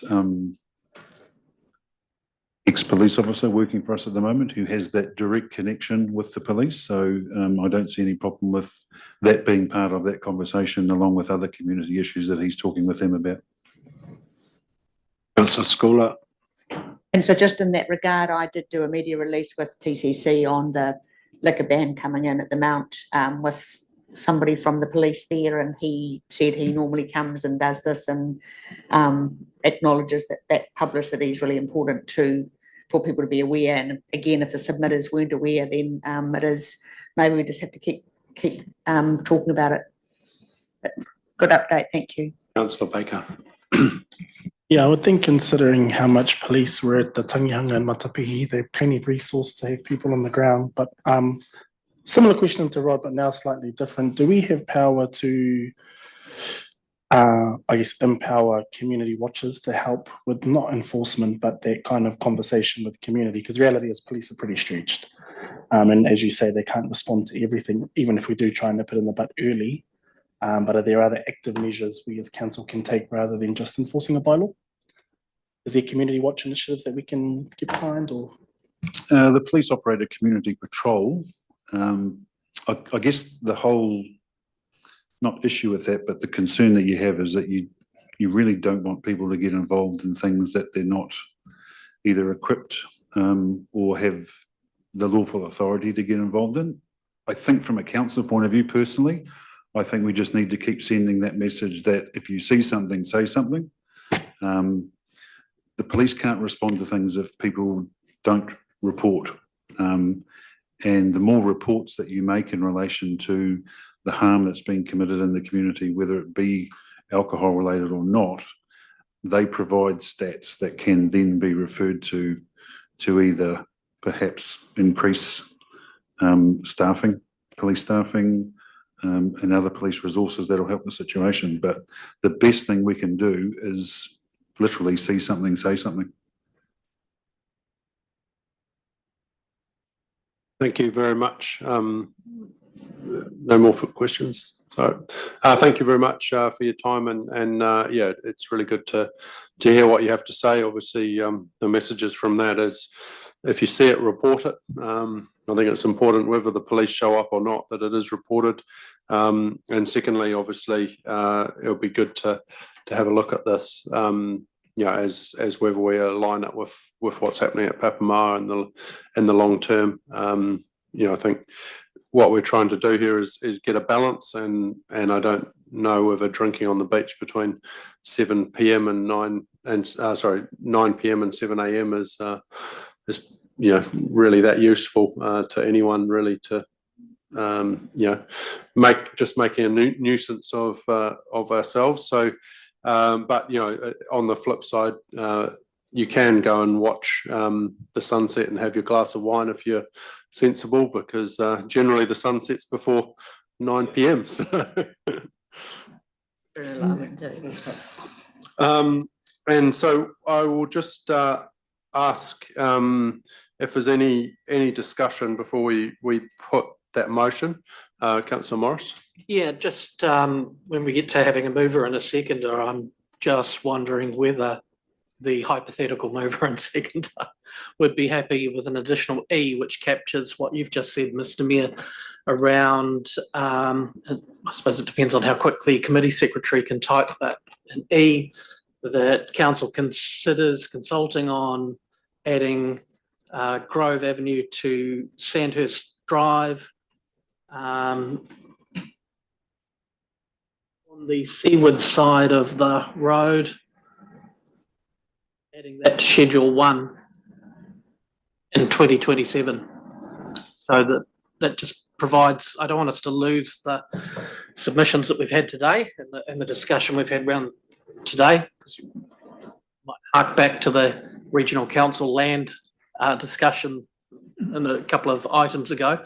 I don't want us to lose that in the fog of time. So if we had a resolution E in there which would read, consider consulting on adding to Schedule 1 all reserved beaches and public places on and including the seaward side of Grove Ave in New to Sandhurst Drive.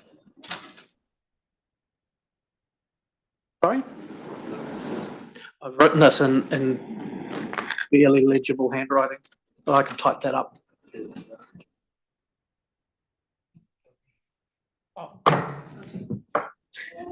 I'd like to apologise to the Deputy Mayor for throwing my water all over you. Usually that sort of thing happens after alcohol's been involved. Thank you. And thank you, and good luck to the committee secretary deciphering that shorthand there. I can help you. Thank you. We'll just pause while we Taxi.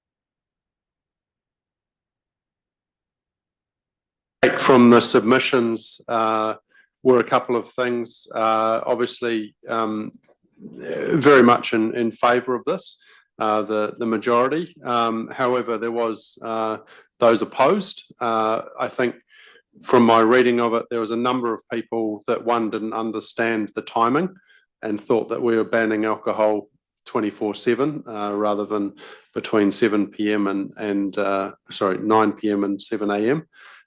And a number who potentially, I think as was it? Got the freedom. Yeah, well, I think there's freedom, but I think it was just around council sort of making rules and not understanding that this has actually been a rule for the last 7 odd years. So as Sarah said, just hadn't really changed that much. So yeah, as I say, I don't see that we're really disadvantaging our community by banning drinking between those times on the beach.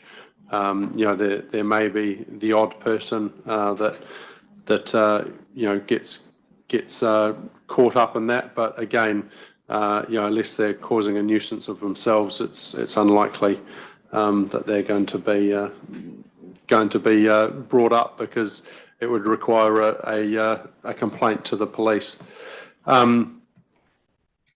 Just consider that. Is there any other discussion before we look at the motion? Just double check. Councillor Morris, are you? Consider consulting in 2027 on adding to Schedule 1. Thank you.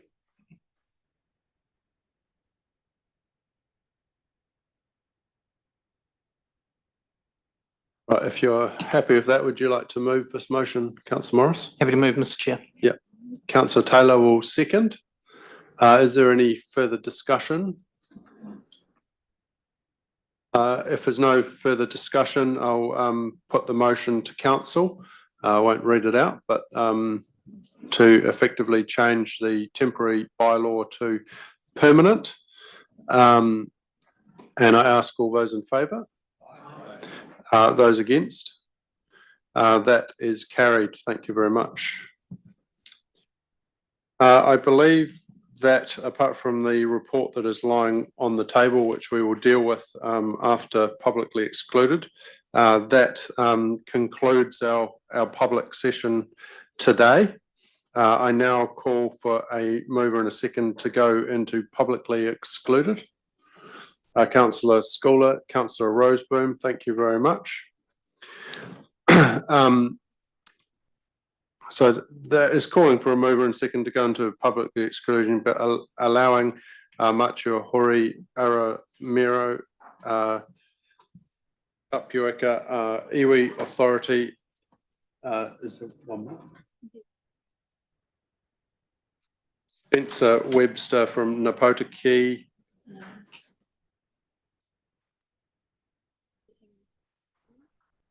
And Hinga Gatu Marsh will all be speaking at the beginning of a publicly excluded session on items related to the asset realisation reserve. And we will have Sally McKechnie from Simpson Grierton will present items 13.9, and Nigel Tutt from Priority 1 will present the items for 13.10. Yeah. Yeah, so we'll just add that to the resolution. Thank you. We've got a mover and a seconder. I now ask all those in favour. Those opposed? That motion is carried. We are now in publicly excluded. Thank you. And we will just get a minute to redo the recording.